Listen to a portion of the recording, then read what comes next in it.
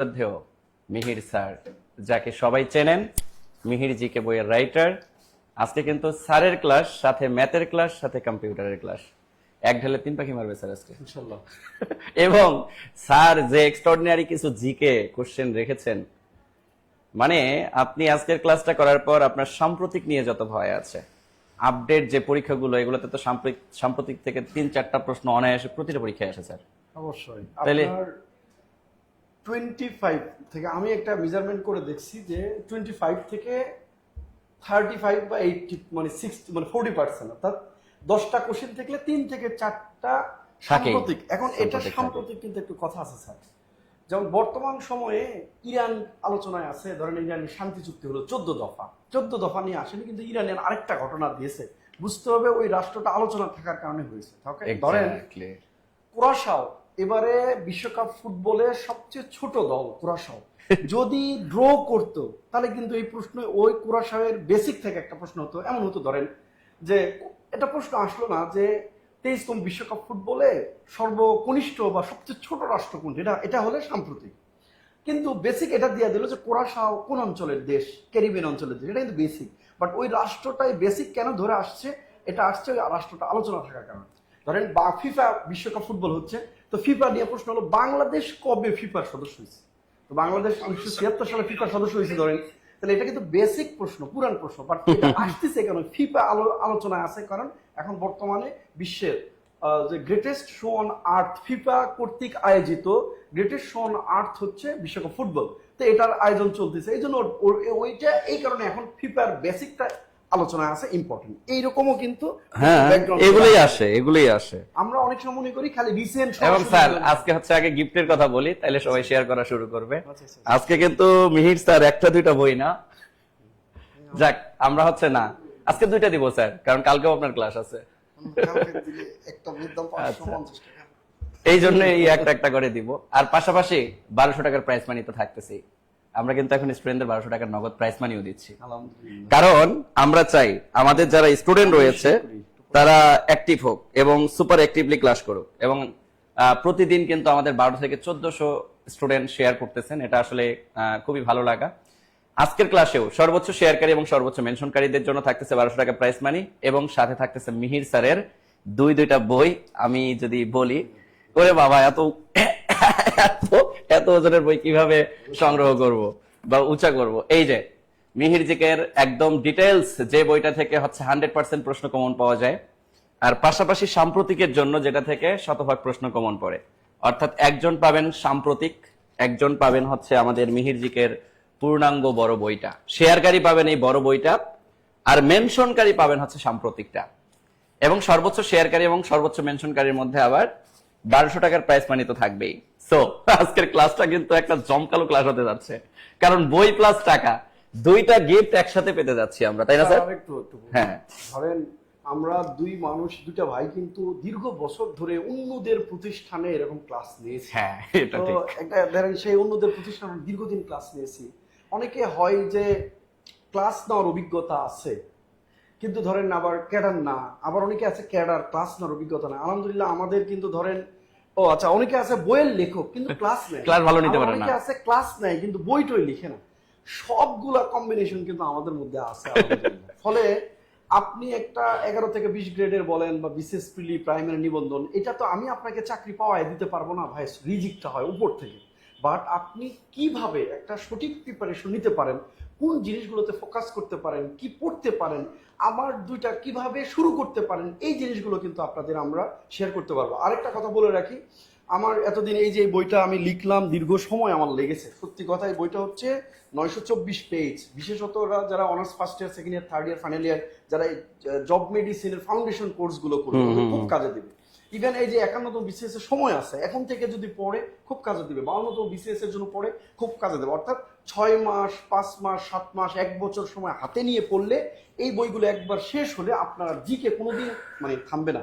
তখন জব মেডিসিনে এখন একটা কোর্স করবেন, এর পরবর্তী আমি যে পরামর্শ দিই, পরবর্তী এক্সাম কোর্সগুলোতে কন্টিনিউ করবেন, আর চাকরি পরীক্ষা দিবেন, দেখবেন একটার পর একটা প্রিলি হবে, ভাইবা হবে, এভাবে। এখন আমি কিন্তু অনেকদিন এই বইটা কাজ করতে গিয়েছিলাম না। সো এখন আমি রেগুলার ক্লাস নেব, কিন্তু আপনাদের কোঅপারেশন লাগবে। সত্যি কথা, যে এই যে আমরা আপনাদের আজকে শেয়ার করতে হবে স্যার। আজকে যেহেতু মিহির স্যার আছে, আমি মনে করি শুধু মিহির স্যারের উসিলায় আজকে আমরা সর্বোচ্চ শেয়ারের একটা রেকর্ড করব। গিফট যারা পাওয়ার পাবো, ওকে ডান, গিফট পাবো আমরা। 1200 টাকার প্রাইস মানি থাকবে, 2টা বই থাকবে, কিন্তু পাশাপাশি স্যার কৃতজ্ঞতার জায়গা থেকে তো মিনিমাম একটা করে আমরা শেয়ার পাই। হ্যাঁ অবশ্যই। কৃতজ্ঞতার জায়গা থেকে আজকে শেয়ার হবে, এবং বন্ধুদেরকে যত পারবো মেনশন আপনারা করব, যদি যত পারবো মেনশন ভালোবাসা, করব। মানে ভালোবাসা মুখ দিয়ে আমরা বলি যে আমি ভালোবাসি ভালোবাসি, এটা কিন্তু সত্যিকারের ভালোবাসা না। যারা বলে বেশি, ওই যে একটা কথা আছে, যারা মুখ দিয়ে ইংলিশ লিটারেচারে পড়ছিলাম স্যার, যে যারা মুখে ভালোবাসার কথা বেশি বলে তারা মন থেকে কমই ভালোবাসতে পারে। হ্যাঁ, তো আপনি মুখ দিয়ে আমাকে বলতেছেন আমাদেরকে অনেক ভালোবাসেন, জব মেডিসিন ভালোবাসেন, মির্জিকে ভালোবাসেন, মামিনুল স্যার অনেক ভালোবাসেন, কিন্তু ধরেন আমরা কাজের বেলায় যদি আপনার থেকে একটু কোঅপারেশন না পাই, তাহলে নিজেরই খারাপ লাগে। আমার তো আপনি আমার সত্যি কথা, আমি খুব কম মানুষের সাথে এরকম কোনো কাজের ব্যাপারে হেল্প নেই, কিন্তু কোনো মানুষকে আমার একবারে বিপদে পড়ছি, যদি দেখি তার সামর্থ্য আছে সহযোগিতা করার, কিন্তু সে আমাকে সহযোগিতা কোনোভাবে করলো না, অ্যাভয়েড করলো, তাহলে আমি আর কোনোদিন ওই মানুষের কাছে সহযোগিতা চাই না, চাই স্রষ্টার কাছে। যে আল্লাহ, আমি তো মানুষের কাছে আমি ভুল করছি, পাপ করছি, যে মানুষের কাছে একটু চাইছিলাম, আমার এটা ভুল হয়ে গেছে, আমি তোমাকে অ্যাভয়েড করছি, আল্লাহ তুমি আমার এই সমস্যাটা। স্যার তাহলে আমরা কি এখন একটু কমেন্ট দেখতে পারি যে কারা শেয়ার করবে? শেয়ার করে একটু কমেন্টে ডান লেখেন তো, যারা যারা শেয়ার করছেন কমেন্টে একটু ডান লেখেন, আমরা একটু কমেন্ট পড়বো। 1 মিনিট কমেন্ট পরে আমরা ক্লাস শুরু করে দিব। শেয়ার যারা করেছেন, মেনশন যারা করেছেন, একটু ডান লিখবো, ডান ডান ডান ডান, আমরা ক্লাস শুরু করে দিব। আজকে কিন্তু ম্যাজিকটা হচ্ছে 2 ধরনের, আজকে 3 ধরনের কোশ্চেন রয়েছে। আপনারা যদি দেখেন, ম্যাথ তো আছে, ম্যাথ প্রথমে রাখছি, এরপরে দেখেন স্যারের কোশ্চেন। মানে এক একটা প্রশ্নের মধ্যে যে পরিমাণ ব্যাখ্যা পাবেন স্যারের, এবং সাম্প্রতিকের যত তথ্য আছে সব তথ্য কিন্তু এখানে জানা হয়ে যাবে।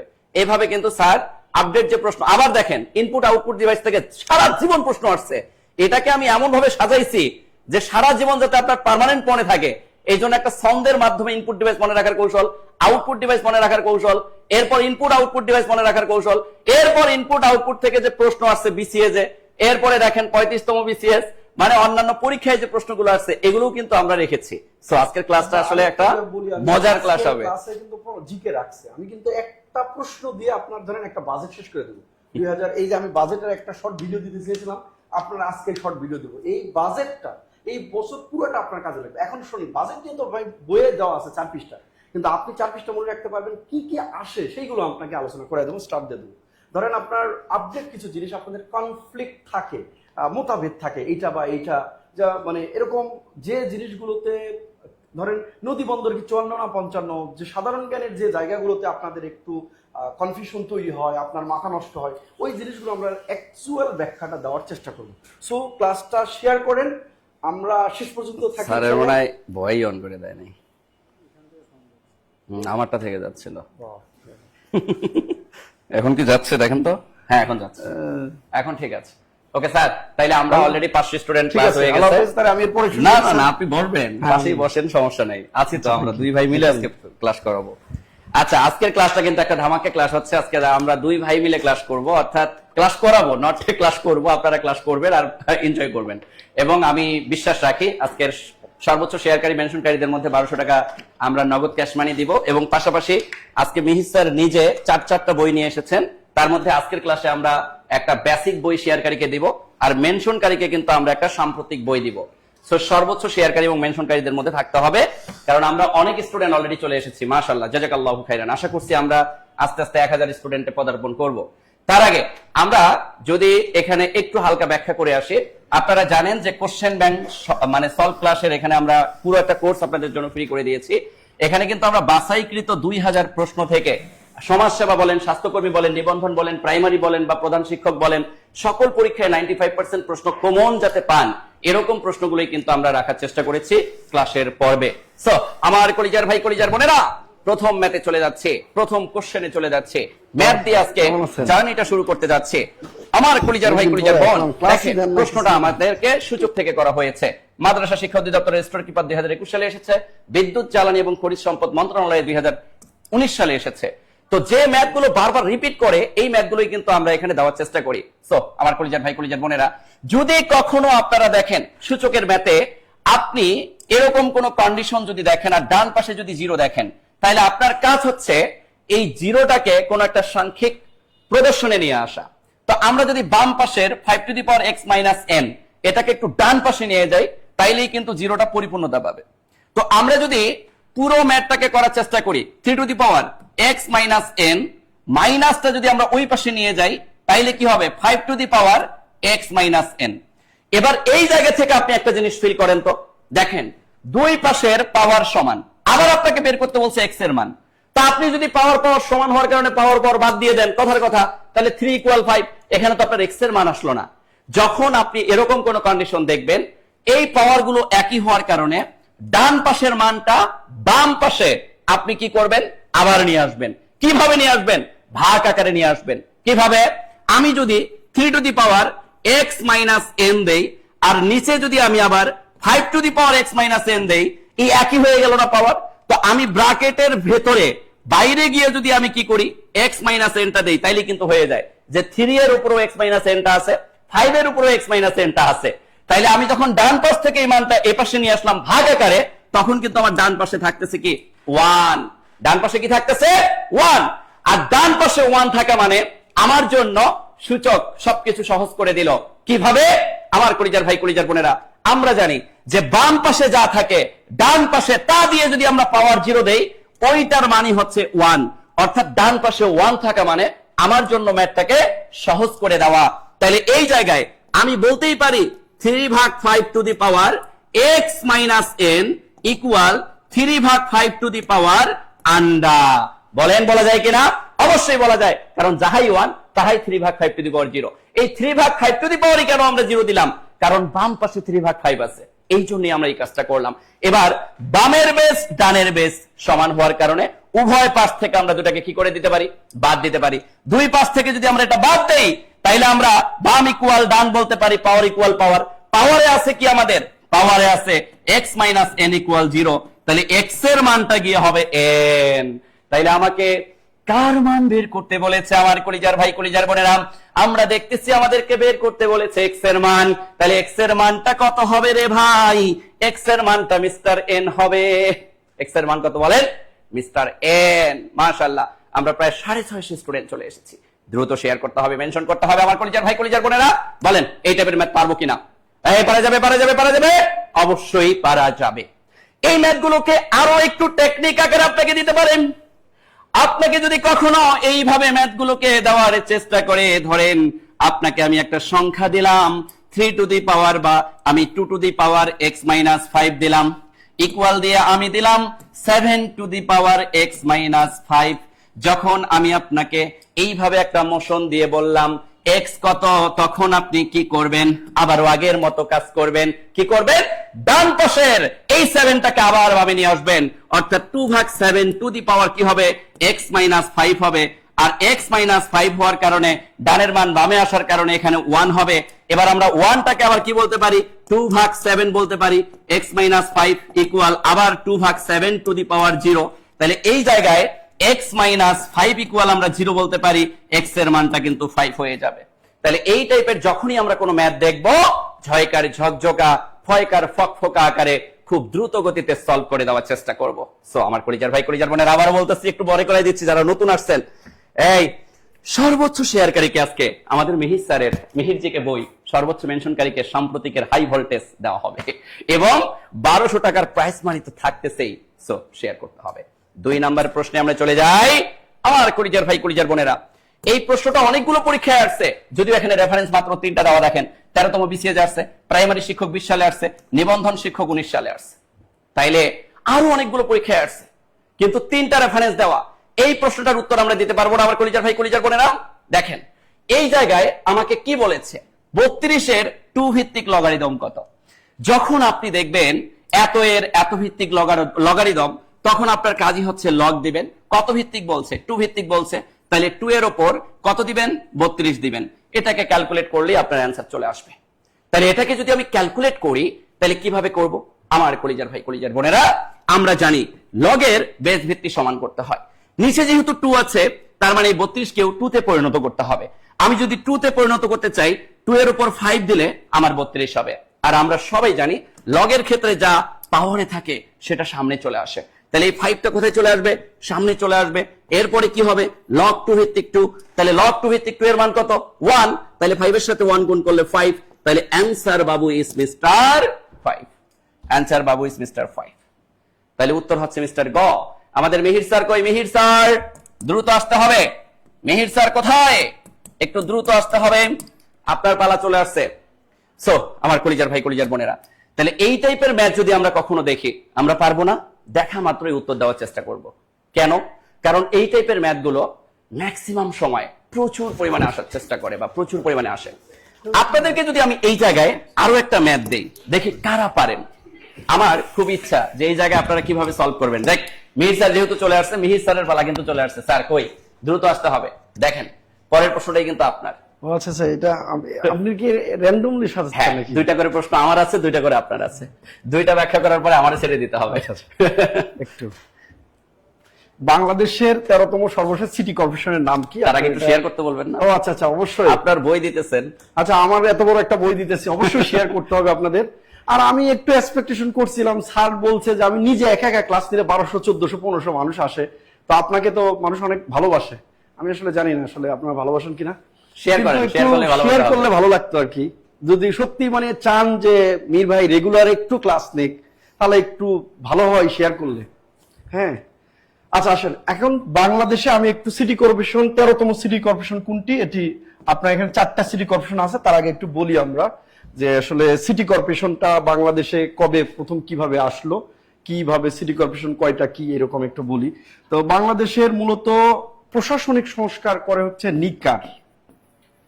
নিকার নিকার হ্যাঁ, প্রশাসনিক সংস্কারের দায়িত্ব হচ্ছে নিকার। এখন বাংলাদেশের স্থানীয় সরকারের প্রধান স্তর, স্থানীয় সরকারের প্রধান স্তর হচ্ছে দুটি।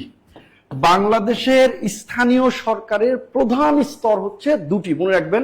স্থানীয় সরকার, নট প্রশাসন। স্থানীয় সরকারের প্রধান স্তর হচ্ছে দুটি। একটা হচ্ছে গ্রাম কেন্দ্রিক, হ্যাঁ, গ্রাম ভিত্তিক, আরেকটা হচ্ছে শহর ভিত্তিক। শহর ভিত্তিক, তাহলে একটা গ্রাম ভিত্তিক, আরেকটা কি বলেছি? শহর ভিত্তিক। গ্রাম ভিত্তিক স্থানীয় সরকার আবার 3 ভাগে বিভক্ত। একটা হচ্ছে ইউনিয়ন পরিষদ। ইউনিয়ন পরিষদ,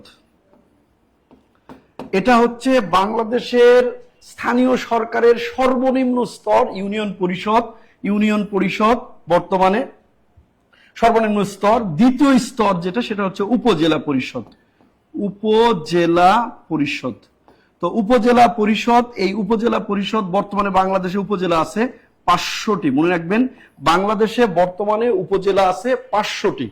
অর্থাৎ 2026 সালের মে মাসে বাংলাদেশে 5টি উপজেলা নতুন সৃষ্টি করা হয়েছে। সেই সর্বশেষ উপজেলার নাম হচ্ছে চন্দ্রগঞ্জ, চন্দ্রগঞ্জ লক্ষ্মীপুর। হ্যাঁ, লক্ষ্মীপুর, চন্দ্রগঞ্জ লক্ষ্মীপুর হচ্ছে বাংলাদেশের 500তম উপজেলার নাম। হ্যাঁ, যেমন ঠাকুরগাঁতে 2টা উপজেলা হয়েছে, বগুড়ার মোকামতলাতে একটা হয়েছে, লক্ষ্মীপুর একটা হয়েছে, আর মাতামুহুরী কক্সবাজার হয়েছে। 5টা উপজেলা হয়েছে। আগে ছিল 495, বর্তমানে 500। তাহলে যে কোনো পরীক্ষায় আসলে এখন উপজেলা দিবেন 500 উপজেলা। 500তম উপজেলার নাম হচ্ছে চন্দ্রগঞ্জ লক্ষ্মীপুর। আর বাংলাদেশের স্থানীয় সরকারের এখানে তাহলে ইউনিয়ন, উপজেলা আর জেলা। তো আপনারা তো জানেনই যে বাংলাদেশে জেলা আছে 64টি। কিন্তু একটা প্রশ্ন আসে বারবার, বাংলাদেশের জেলা পরিষদ কয়টি বলেন দেখি? বাংলাদেশে মোট জেলা আছে 64টি, বাংলাদেশের জেলা পরিষদ কয়টি বলেন? বাংলাদেশের জেলা আছে 64টি, বাট জেলা পরিষদ আছে কয়টি? দেখে পারলে আপনি তাড়াতাড়ি বলবেন। বাংলাদেশের এই যে স্থানীয় সরকার, স্থানীয় সরকারের কিন্তু প্রধান স্তর হচ্ছে দুটি ভাইয়া, প্রধানত স্তর দুটি। একটা হচ্ছে গ্রাম ভিত্তিক আর একটা হচ্ছে শহর ভিত্তিক। গ্রাম ভিত্তিক, শহর ভিত্তিক। গ্রাম ভিত্তিক আবার স্থানীয় সরকার 3 ভাগে বিভক্ত: ইউনিয়ন পরিষদ, উপজেলা পরিষদ, জেলা পরিষদ। বাংলাদেশের সংবিধানের 59 নম্বর অনুচ্ছেদে স্থানীয় সরকারের কথা বলা আছে, তাই না? লোকাল গভর্নমেন্টের কথা বলা আছে। তাহলে এই স্থানীয় সরকার, আপনারা স্থানীয় সরকারের অনেকগুলো পরীক্ষা দিবেন, এলজিআরডির অনেকগুলো পরীক্ষা দিবেন, এখান থেকে প্রশ্ন থাকবেই থাকবে। তাহলে ইউনিয়ন পরিষদ, তারপরে উপজেলা পরিষদ, জেলা পরিষদ। তাহলে উপজেলা বর্তমানে 500 নম্বর উপজেলার নাম চন্দ্রগঞ্জ লক্ষ্মীপুর, আর জেলা আছে 64। জেলা পরিষদ কয়টা, এটা মাঝে মাঝে আসে। তো বাংলাদেশ অনেকে জানে না যে বাংলাদেশের জেলা পরিষদ কয়টা। অ্যাকচুয়ালি বাংলাদেশের জেলা 64টি, কিন্তু জেলা পরিষদ হচ্ছে 61টি। মনে রাখবেন, জেলা পরিষদ আছে 61টি। 3টি জেলা আছে, এই 3টি জেলার সম্পদের সামাজিক মালিকানা, সামাজিক মালিকানা হচ্ছে এই 3টা উপজেলার সামাজিক মালিকানা নেই। তিনটা, পার্বত্য চট্টগ্রাম জেলা নিয়ে মূলত পার্বত্য চট্টগ্রাম আলাদা জেলা পরিষদ, যেটা গঠিত হয় 34 জন সদস্য নিয়ে। আর আমাদের জেলা পরিষদ কিন্তু গঠিত হয় এই যে 61টা 21 জন নিয়ে। এটা কিন্তু ভিন্ন। এই জন্য এই প্রশ্নটা বারবার আসে, জেলা 64টি, জেলা পরিষদ কয়টি? 61টি। ঠিক আছে। আর একটা হচ্ছে গ্রাম শহর ভিত্তিক হচ্ছে স্থানীয় সরকারের স্তর হচ্ছে দুটি, আপনারা জানেন, একটা হচ্ছে পৌরসভা আর একটা হচ্ছে সিটি কর্পোরেশন। হ্যাঁ, এই যে পৌরসভা, সিটি কর্পোরেশন, এই দুইটা জিনিস একটু চেঞ্জ আসছে, মনে রাখবেন। বর্তমানে বাংলাদেশে পৌরসভা হচ্ছে 329টি। আগে পৌরসভা ছিল 330টি। বগুড়াকে সিটি 254 বছর ইতিহাস ভেঙে বগুড়াকে পুরান একটা পৌরসভাকে সিটি কর্পোরেশন করা হয়েছে। 74 বছরে মনে হয়, কি বলতেছে, কত বছর, বগুড়াকে সিটি কর্পোরেশন রূপান্তরিত করা হয়েছে মে মাসে। আপনারা জানেন যে বগুড়া সিটি কর্পোরেশন, একটু বলি না, আপনাদের পরীক্ষা আসবে। এটি দেশের 13তম সিটি কর্পোরেশন। City corporation. হ্যাঁ, এটাকে উদ্বোধন করেছেন প্রধানমন্ত্রী, হচ্ছে এই সিটি কর্পোরেশনটাকে উদ্বোধন করেছেন 20 এপ্রিল 2026। তাহলে 13তম সিটি কর্পোরেশন হিসেবে উদ্বোধন করেছেন। আর এই সিটি কর্পোরেশনটা আনুষ্ঠানিক যাত্রা শুরু করছে বা কার্যক্রম শুরু করেছে 14 মে 2026। হ্যাঁ, আপনার এটাই আসতে পারে যে বাংলাদেশের সর্বশেষ সিটি কর্পোরেশন নাম কি? Bogura city corporation. কবে হয়েছে? 20 এপ্রিল এটাকে উদ্বোধন করা হয়েছে। আর এটা যাত্রা করছে, কার্যক্রম শুরু করছে 14 মে 2026 সালে। তাহলে পৌরসভা আছে 329টি আর সিটি কর্পোরেশন আছে হচ্ছে 13টি। সর্বশেষ সিটি কর্পোরেশন নাম হচ্ছে বগুড়া। তাহলে এটার উত্তর হচ্ছে বগুড়া। যারা আপনারা উত্তর দিয়েছেন বগুড়া, অসংখ্য ধন্যবাদ। পৌরসভা অবশ্যই 329টা উত্তরে দিবেন। হ্যাঁ, হবে, তাহলে সঠিক হবে। এরপরে আসেন স্যার, পরের প্রশ্ন স্যার, ওই যে মাউসে ক্লিক করলে হয়ে যাবে। আচ্ছা, তাহলে আমরা এই যে এখানে একটা প্রশ্ন, এই প্রশ্নটা আপনার এখানে অলরেডি চলে আসছে যে বাংলাদেশের বর্তমানে উপজেলা আছে কয়টি? তাহলে এই প্রশ্ন উত্তর কিন্তু অলরেডি চলে আসছে, এখনই কমন পাচ্ছেন, মানে ক্লাস চলাকালীনই আপনি কমন পেয়ে যাচ্ছেন। ভাবেন তাইলে আপনি পরীক্ষার হলে কি অবস্থা হবে। কিন্তু আপনি আরেকটু কমন দিয়ে দিই।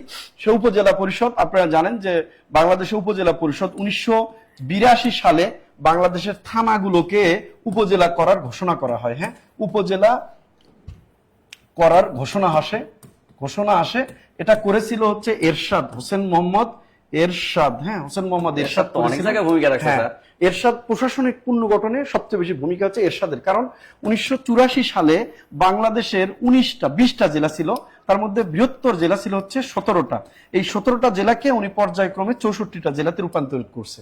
বাংলাদেশের প্রশাসনিক সংস্কারে সবচেয়ে বেশি অবদান রাখছে এরশাদ। 3টা গুরুত্বপূর্ণ কাজ বলি। একটা কাজ হচ্ছে 1988 সালে তার নেতৃত্বেই প্রথম শান্তিরক্ষী পাঠাইছে বিদেশেতে, তার নেতৃত্বে। তিনি তার আগে যে কাজগুলো করেছেন তার মধ্যে একটা কাজ করেছেন, তিনি বাংলাদেশের প্রশাসনিককে পুনর্বিন্যাস করছেন।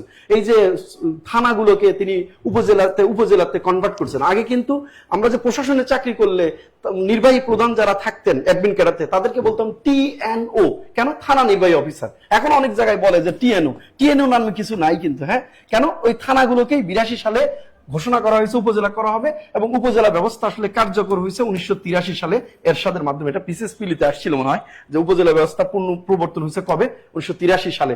আর প্রথম উপজেলা নির্বাচন হয়েছে 1985 সালে। প্রথম উপজেলা ব্যবস্থা নির্বাচন হয়েছে 1985। তাহলে থানাগুলোকে রূপান্তর করার ঘোষণা হয়েছে 82, হয়েছে কার্যক্রম শুরু হয়েছে 83-তে, আর প্রথম নির্বাচন হয়েছে কত? 1985 সালে। আর এবছর এই স্থানীয় সরকার নিয়ে আপনার পরীক্ষার প্রশ্ন আসবেই, কেননা এই বছরের নভেম্বর বা ডিসেম্বরের দিকে আপনার হচ্ছে পরবর্তী স্থানীয় সরকারের নির্বাচনগুলো হবে, অর্থাৎ উপজেলা, পৌরসভা, তারপর হচ্ছে ইউনিয়ন পরিষদ, এই নির্বাচনগুলো হবে। তাই এখানে একটু খেয়াল রাখলে আপনি ইনশাল্লাহ এখানে কমন পাবেন।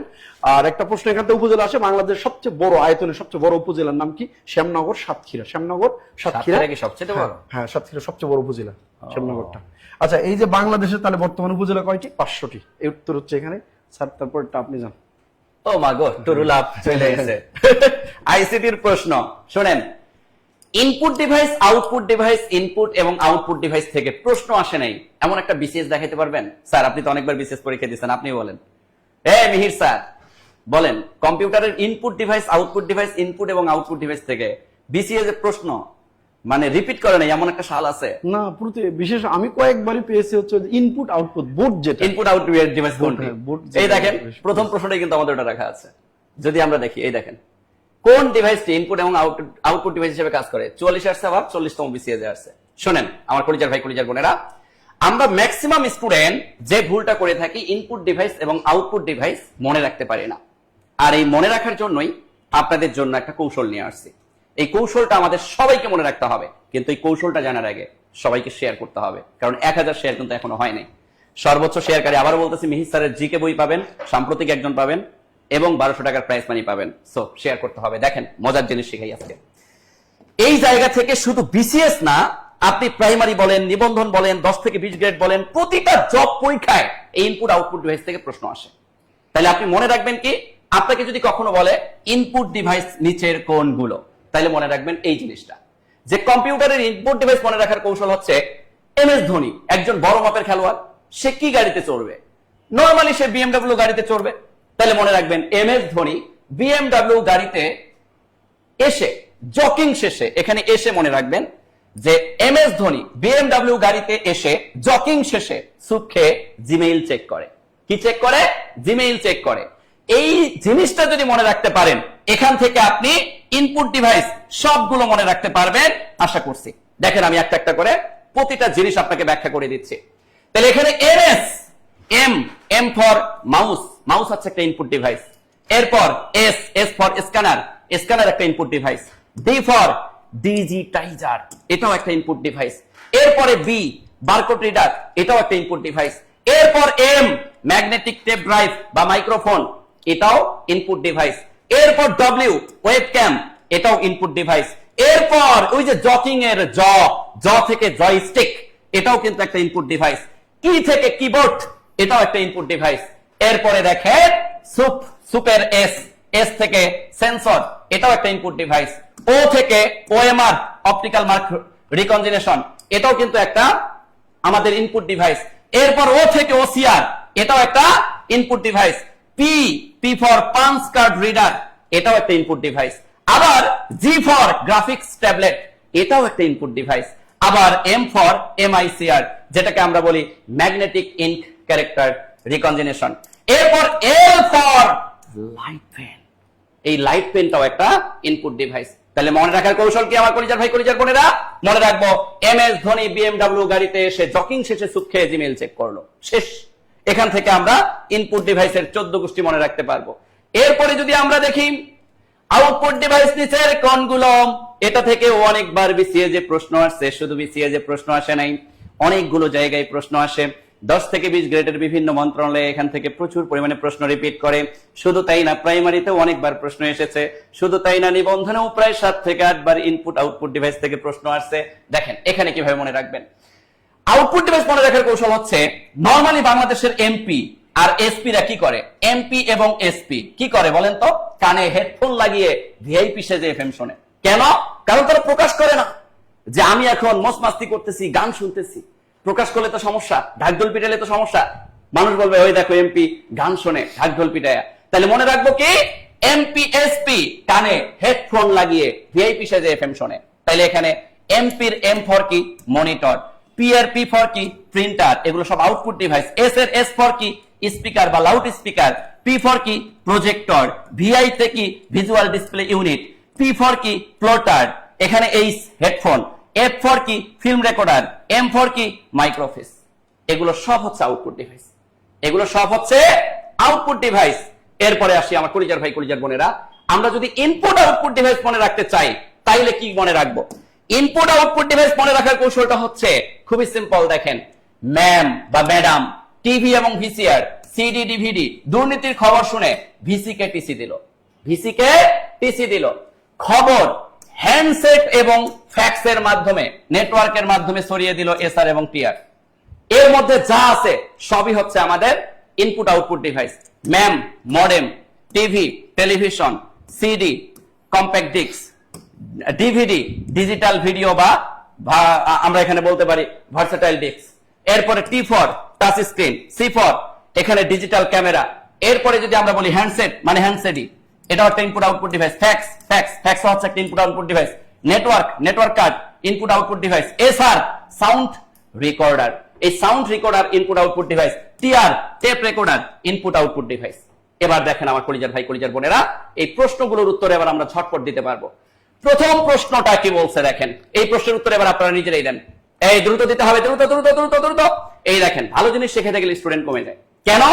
কারণ এখন যদি আমি এমসিকিউ পড়াইতাম তাইলে স্টুডেন্ট বাড়তো। শোনেন, কিছু জিনিস শিখতে গেলে সময় ইনভেস্ট করতে হয়। বাকিগুলো এগুলোর পিডিএফ কিন্তু আমি দিয়ে দিব। ক্লাসে যারা থাকবেন শেষ পর্যন্ত পিডিএফ পেয়ে যাবেন, আর শেয়ার করবেন, ক্লাসে রিঅ্যাকশন ইউজ করবেন। প্রথম প্রশ্নটার উত্তর এখন দিতে পারবেন না। নিচের কোন ডিভাইসটি ইনপুট এবং আউটপুট ডিভাইস হিসেবে কাজ করে?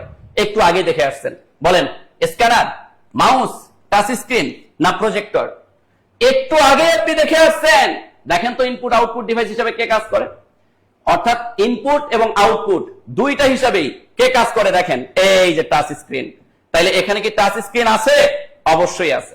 তাইলে টাচ স্ক্রিন, তাইলে উত্তর হচ্ছে মিস্টার গ। উত্তর কি? মিস্টার গ। তাহলে উত্তর হচ্ছে মিস্টার গ। Clear clear clear clear clear clear clear clear okay. পরের প্রশ্নে আমরা যদি চলে যাই, দেখেন 6 নাম্বার প্রশ্নটা আমাদেরকে কি বলছে। কম্পিউটার সিস্টেমে স্ক্যানার কোন ধরনের ডিভাইস? একটু আগে পড়ে আসলেন, স্ক্যানার হচ্ছে একটা ইনপুট ডিভাইস। স্ক্যানার কি? Input device. মনে পড়ে? এই দেখেন স্ক্যানার কি ডিভাইস, একটু যদি আপনাদেরকে আমি স্মরণ করায় নিয়ে আসি। এই দেখেন, এই যে আমাদের ইনপুট ডিভাইসে স্ক্যানার, এই যে এমএস ধ্বনির এখানে এমএস, এস ফর স্ক্যানার, এটাই হচ্ছে আমাদের ইনপুট ডিভাইস। এটাই আমাদের কি? Input device. এরপরে যদি আমরা বলি পরের প্রশ্ন, ও মাগো টুরুল স্যার আপনার প্রশ্ন চলে আসছে। স্যার কই? বর্তমানে সনদপ্রাপ্ত জিআই পণ্য কতটি? আচ্ছা আচ্ছা স্যার, এটা জিআই সনদ, এখানে দুইটা ঘটনা আছে। তার আগে একটু শোনেন এটা কোথায় থেকে দেয়। WIPO জাতিসংঘের একটা সংস্থা আছে, ওয়াইপো ওয়ার্ল্ড ইন্টেলেকচুয়াল প্রপার্টি অর্গানাইজেশন, অর্থাৎ জাতিসংঘের মেধা সত্ত্ব সংস্থা। এটার কাজ হচ্ছে পৃথিবীর যেসব অঞ্চলে যেসব পণ্য বা মানে জিনিস রয়েছে সেগুলো স্পেশালি যে অঞ্চলের জন্য বিখ্যাত, ওই অঞ্চলের পণ্যটাকে নির্দেশিত করে দেওয়া, নির্ধারিত করে দেওয়া যে এই পণ্যটা এই দেশের জন্য স্পেশালি স্পেশাল। হ্যাঁ, ধরেন দই, বগুড়ার দই, এইটা দই তো বাংলাদেশের সব জেলাতেই আছে, স্পেশালি বগুড়ার দইটাকে এটাকে একটু আমরা বগুড়ার বিখ্যাত বললেই বগুড়ার বুঝি দই বা মস্তানগড় বা আরো কিছু জিনিস এরকম বিখ্যাত বুঝি। ধরেন কুমিল্লার যে রসমালাই আছে, এটা কিন্তু রসমালাই সব জেলাতেই পাওয়া যায়, কুমিল্লার রসমালাইটাকে বেশি ফেমাস।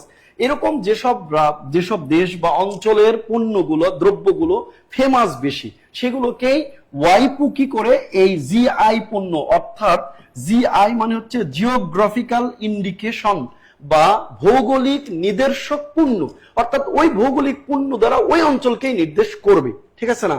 ওই অঞ্চলকেই নির্দেশ করবে। এটা অনেক আপনাদের, আমি যদি বলি নকশি কাতার দেশ, তাহলে আপনি বুঝা নিবেন এটা বাংলাদেশের কোন একটা জেলা। আমি বলি চায়ের দেশ, তাহলে এটা কি বগুড়া বুঝা নিবেন? কখনোই আপনি চায়ের দেশ বলতে বগুড়া। হিমালয়ের জেলা এটা বললে কি আপনি রংপুরকে বুঝা নিবেন? কখনোই নিবেন না, পঞ্চগড়কে নিবেন। তার মানে একটা স্পেসিফিক একটা জিনিসকে আপনার নির্দেশ করে এমন জিনিসগুলোকে জিআই আগে প্রথমে তাদের জার্নালে তাদের প্রকাশ করে এটাকে, যেটা নেওয়া যায় কিনা, এবং এটা 3 মাস যাচাই বাছাই চলে। অন্য কোনো দেশ এটার পক্ষে ভেটো দেয় কিনা, অন্য কোনো দেশ এটাকে তাদের পণ্য বলে প্রেজেন্ট করে কিনা, যুক্তি তর্কে যখন দেখা গেছে যাচাই বাছাই শেষে আপনার এটা ক্লারিফিকেশন আসে, তখন এটাকে সনদ প্রদান করে। হ্যাঁ, যে সংস্থা করে তার নাম হচ্ছে ওয়াইপো, হচ্ছে ওয়ার্ল্ড ইন্টেলেকচুয়াল প্রপার্টি অর্গানাইজেশন।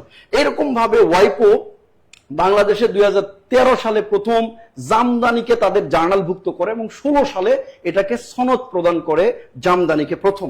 এভাবে এ পর্যন্ত আপনার বাংলাদেশ জিআই পণ্য বা জিওগ্রাফিক্যাল ইন্ডিকেশন তারা জার্নালভুক্ত করেছে 65টি পণ্যকে জার্নালভুক্ত করছে, এদেরকে এখনো সনদ দেয়নি। কিন্তু এই 65টি পণ্যকে জার্নালে প্রকাশ করছে তারা। এটা হচ্ছে সর্বশেষ আমাদের যে পেটেন্ট অধিদপ্তর আছে ওর সাইটে দেখবেন 65টি পণ্য হচ্ছে জার্নালভুক্ত করেছে। কিন্তু আপনার জিআই পণ্যর সনদ দিছে দেখবেন গতকাল 16 জুন লাস্ট আপডেট দিয়েছে, 16 জুন লাস্ট আপডেট দিয়েছে 64টি জেলাকে। তাহলে আপনার এখানে দুইটা পণ্যর ব্যাপার, দুইটা প্রশ্ন আমি একটু ব্যাখ্যা করে দিই, একদম ক্লিয়ার হয়ে যাবে। যদি আপনার আসে যে বাংলাদেশের জিআই পণ্যর সনদ লাভ করেছে কতটি, তাহলে মনে রাখবেন জার্নালভুক্ত জিআই গুলো সবসময় বেশি হয়, কারণ ওগুলো তো আলোচনায় আছে বা ওগুলো এখন যাচাই বাছাই চলতেছে। বাট সনদ লাভকারী তুলনামূলকভাবে ওর থেকে কম হয়। সনদ লাভকারী 2 দিন 16 তারিখের আগেও ছিল 62টি, এজন্য আমি সত্যি কথা আমার বইয়ে 62টি দেওয়া আছে। তো এটা 16 তারিখ গত 2 দিন আগে বাড়ছে, বেড়ে এখন হচ্ছে 64টি। তাহলে জিআই স্বীকৃত পণ্য, মঞ্জুরকৃত পণ্য, সনদ লাভকারী পণ্য হলে আপনি উত্তর দিবেন 64টা। আর যদি জার্নাল কথাটা থাকে তাহলে উত্তর দিবেন হচ্ছে 65টি।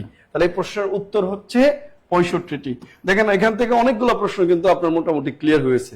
অনেকেই হয়তো, আমি জানি না ফার্স্ট টাইম জানলেন কিনা, প্রথম জিআই পণ্য কোনটি জামদানি, এটা বারবার আসে। সর্বশেষ এই যে এখন 64টা একটু দেখলেই হবে এগুলো। হ্যাঁ স্যার, এরপরে আছে পরের প্রশ্ন। হ্যাঁ, মাউস। হ্যাঁ, এটা কি আমার রেশ এই প্রশ্ন। সেই প্রশ্ন না? বাজেট হচ্ছে আপনারা জানেন যেটা সংবিধানের 87 নং অনুচ্ছেদে বার্ষিক বিবৃতি, অ্যানুয়াল স্টেটমেন্ট বা বার্ষিক বিবৃতি বলে বাজেটের কথা বলা আছে। অর্থাৎ প্রতি বছর একটা দেশের আয় ব্যয়ের যে সীমা নির্ধারণ করে, এটা হলো বাজেট। আয় ব্যয়ের যে হিসাবটাই বাজেট। তো আমরা জানেন যে বাংলাদেশ প্রতি বছর দেন জুন মাসের কোনো একটা তারিখে বাজেট পেশ করে। মনে রাখবেন বৃহস্পতিবার করে। কেন? সংসদের বেসরকারি দিবস হচ্ছে বৃহস্পতিবার। আর এই বছরের জুন মাসের শুরুর দিকে বৃহস্পতিবার পড়ছে হচ্ছে একবারে শুরুতে, তারপরে সেকেন্ড সপ্তাহে পড়ছিল 11 জুন বৃহস্পতিবার। ওই 11 জুন 2026 বৃহস্পতিবার পড়েছে এবং এই জন্য 11 জুনটা বাজেট পেশ করা হয়েছে। কিন্তু বাজেট অধিবেশন শুরু হয়েছে কিন্তু 7 জুন থেকে, অর্থাৎ রবিবার থেকে। হ্যাঁ, এটা 11 জুন পর্যন্ত, এখনো কিন্তু বাজেট অধিবেশন চলতেছে। তো এই যে 11 জুন বাজেট পেশ করা হয়েছে। আর বাজেটটা মূলত আমাদের অর্থ বছর, এটা পরীক্ষায় আপনার আসে, 11 20 গ্রেড নিবন্ধন এগুলো পরীক্ষায় বারবার আসে। বাংলাদেশের অর্থ বছর কবে? অনেকে ভুল করে 1 জুলাই থেকে শুরু, মানে 1 জুলাই থেকে শুরু, 30 জুনে গিয়া ক্লোজ। অর্থাৎ এটা যদি আমি সহজভাবে বলি, জুলাই থেকে জুন। আমাদের অর্থ বছর জুলাই থেকে জুন, নট জুন থেকে জুলাই। অনেকে ভুল করে, অপশন যখনই দেয় জুন থেকে জুলাই, ম্যাক্সিমাম শিক্ষার্থী যাদের বেসিক দুর্বল তারা এই উত্তরটা দেয় না, তারা জুন থেকে জুলাই মনে করে। ওই যে একটা ধারাবাহিকতা, জুন জুলাই জুন জুলাই, কিন্তু জুলাই থেকে জুন উল্টা দিকে, এটা অনেকে মাথায় আসে না। তাহলে অর্থ বছর কত আমাদের বলেন? জুলাই থেকে জুন। তো এ পর্যন্ত বাংলাদেশের মোট বাজেট স্বাধীনতার পর থেকে, অর্থাৎ আমরা জানেন বাংলাদেশে প্রথম বাজেট পেশ করা হয়েছিল 1972 সালের জুন মাসে। এটা উত্থাপন করেছিল তৎকালীন অর্থমন্ত্রী তাজউদ্দিন আহমেদ। অনেকে ভুল করে, আরে তাজউদ্দিন আহমেদ তো অস্থায়ী সরকারের প্রধানমন্ত্রী ছিল, তাহলে উনি প্রধানমন্ত্রী হিসেবে মনে বাজেট পেশ করছেন। না, উনি কিন্তু 1972 সালের 12 জানুয়ারি থেকে পরবর্তী 73-74 সাল পর্যন্ত কিন্তু অর্থমন্ত্রীর দায়িত্ব পালন করছে। এই জন্যই মনে রাখবেন, এটাও পরীক্ষা আছে গত শুক্রবারে, যে বাজেট পেশ করেন কে সংসদে? প্রধানমন্ত্রী, অর্থমন্ত্রী, এরকম করে শিল্পমন্ত্রী, এরকম অপশন দিছে। তাহলে বাজেট পেশ করে অবশ্যই অর্থমন্ত্রী। সেক্ষেত্রে যদি অর্থমন্ত্রী অনুপস্থিত থাকে অথবা অসুস্থ থাকে, কোনো থাকে, প্রধানমন্ত্রী করতে পারেন। ওকে, কিন্তু মনে রাখবেন করেন কে? ট্র্যাডিশন অনুযায়ী অর্থমন্ত্রী করে। তো এই যে 72 সালে বাজেট প্রথম হয়েছিল, সর্বশেষ বাজেট হলো 11 জুন 2026। এই পর্যন্ত বাংলাদেশে বাজেট হয়েছে মোট 55টি। কিন্তু বাজেট হয়েছে 55টি। গতদিন আমার বই থেকেই আমি যখন পিডিএফ পোস্ট করছি, একটা দেখলাম পেজে একটা স্যার পড়াচ্ছেন যে বাজেট হয়েছে 55টি, কিন্তু অন্তর্বর্তীকালীন সহ দিলে আপনি দিবেন 56টি। কেন 56 দিবেন? কারণ 2024 সালে জুলাই বিপ্লবের পরে অন্তর্বর্তীকালীন সরকার একটা বাজেট করছে। নয়, এটা একদম অ্যাবসলিউট রং। 1996 সালে যখন তত্ত্বাবধায়ক সরকার নেয় এবং নির্বাচিত সরকার আসে, একই বছর 2টা বাজেট হয়েছিল। ওই জন্য ওই বাজেটকে বলা হয়েছে অন্তর্বর্তীকালীন বাজেট। 2024-এর অন্তর্বর্তীকালীন সরকারের বাজেট এটা নয়। 96 অর্থ বছরে একই সাথে 2টা বাজেট করা হয়েছিল। একবার সংসদে একটা বাজেট উপস্থাপন করছে অন্তর্বর্তীকালীন সরকার, তখন কেয়ারটেকার গভর্নমেন্ট ছিল। পরবর্তী নির্বাচন হওয়ার পরে নতুন সরকার এসে আবার বাজেট দিছে। ওই জন্য ওই 96 একই বছর 2টা বাজেট দেওয়ার কারণে আপনাদের সাধারণ জ্ঞান বই দেওয়া থাকে, দেখবেন 55 ব্র্যাকেট দেওয়া লাগে, অন্তর্বর্তীকালীন সহ 56টি। তবে আপনি সেক্ষেত্রে যেহেতু একই বছর 2টা হয়েছে, অন্তর্বর্তী বাজেট ওটাকে ধরে না অনেকে, পরবর্তী নির্বাচিত সরকারটাই কার্যকর হয়। 55টি ম্যাক্সিমাম পরীক্ষায় উত্তর থাকে, এই ক্ষেত্রে আপনি 55টি দিতে পারেন। কিন্তু 24-এর অন্তর্বর্তীকালীন কিন্তু নয়। এটা কিন্তু ভুল একটা জিনিস, এই যে কনসেপ্ট অনেকে জানে না এটা। হ্যাঁ, এটা মাথায় রাখবেন। তাহলে স্যার, বাংলাদেশে এই যে স্বাধীনতার এত মানে এই 55টা বাজেটের মধ্যে প্রথম বছর বাজেট ছিল কত? 72-এ 786 কোটি টাকা। আর এই বছরে বাজেট দিছে ইতিহাসের সবচেয়ে বেশি বাজেট, সেটা হচ্ছে 9,38,000 কোটি টাকা। যদি টাকার বান্ডিল গুলো কক্সবাজার থেকে বিছানো শুরু হয়, পঞ্চগড় গিয়ে শেষ হবে, তাও শেষ হবে না এত পরিমাণ টাকা। অথবা এই যে আমি একটা ভিডিও দিয়েছিলাম চ্যানেলের, এই 9,38,000 কোটি টাকাকে যদি স্তর বাই সাজানো হয় তাহলে প্রায় আইফেল টাওয়ারের কাছাকাছি যাবে। অথবা যদি এই 9,38,000 কোটি টাকা অথবা 9.38 ট্রিলিয়ন মার্কিন ডলার এটাকে যদি আপনি কি বলা হয় ওজনে করেন, তাহলে আফ্রিকার 1500 হাতির সমান হবে আর কি, এত টাকার ওজন। আপনার কাছে টাকা নাই, আর দেখছেন এখানে টাকাই টাকা। ইভেন টাকাগুলো যদি একটা একটা করে বিছাই, ধরেন এরকম করে 1000 টাকা নোটগুলো বিছাই, তাহলে চাঁদ বা পৃথিবী থেকে চাঁদে 4 বার যাওয়া আসা হয়ে যাবে, বিছানো যাবে, এত পরিমাণ টাকাই। আর 9,38,000 কোটি টাকা। আর আপনি কয় টাকার একটা মানে কি করবেন স্যার, কোর্স করবেন, এই টাকা আপনার কাছে নাই। আমাদের বেতন মনে হয় ধরেন সামনে থেকে 50,000 টাকা মতো হয়ে যাবে, আমার বেতনই মনে হয় যে 50,000 টাকা মনে হয় পাবো। আর পূর্ণাঙ্গ বেসিক দিলে 70 থেকে 75,000 টাকা পাবো, সেটা 28 সাল ধরেন 2028। যারা ক্যাডার আছে তাদের বেতন হবে 70 থেকে 75,000 মনে হয়। তাহলে আপনি এই যে দেখেন সরকারি চাকরির বেতন আপনি কত লাখি, আমরা কতদিন ধরে আন্দোলন করে এই যে আমাদের বেতন এখন বাড়তিছে, আর আপনি খালি টুপ করে জয়েন করে প্রথম দিন থেকে আমাদের সম পরিমাণ বেতন পাবেন। ওকে, আসলে তাও কষ্ট করে না। তাহলে বাজেট হচ্ছে 9,38,000 কোটি টাকা। এই প্রশ্ন উত্তর হচ্ছে এটা। পরে স্যার শেষ করি। পরের প্রশ্ন কি আছে? আছে। পরের প্রশ্ন আমার আছে। আচ্ছা, পরের প্রশ্নটা দেখেন, খুবই সিম্পল একটা প্রশ্ন, যদিও এটার উত্তর আমরা সবাই দিতে পারবো, কারণ মাউস কি রকম ডিভাইস একটু আগে পড়ে আসলাম আমরা। Mouse mouse mouse mouse mouse mouse ভাই, মাউস হচ্ছে ইনপুট ডিভাইস। এখানে সময় নষ্ট করতেছি না, আমি হচ্ছে সামনের দিকে চলে যাই। আর আমি যদি আপনাদেরকে একটু ইন্টারাপ্ট করি, আমাদের কিন্তু শেয়ারের সংখ্যা এখনো 1000 হয় নাই।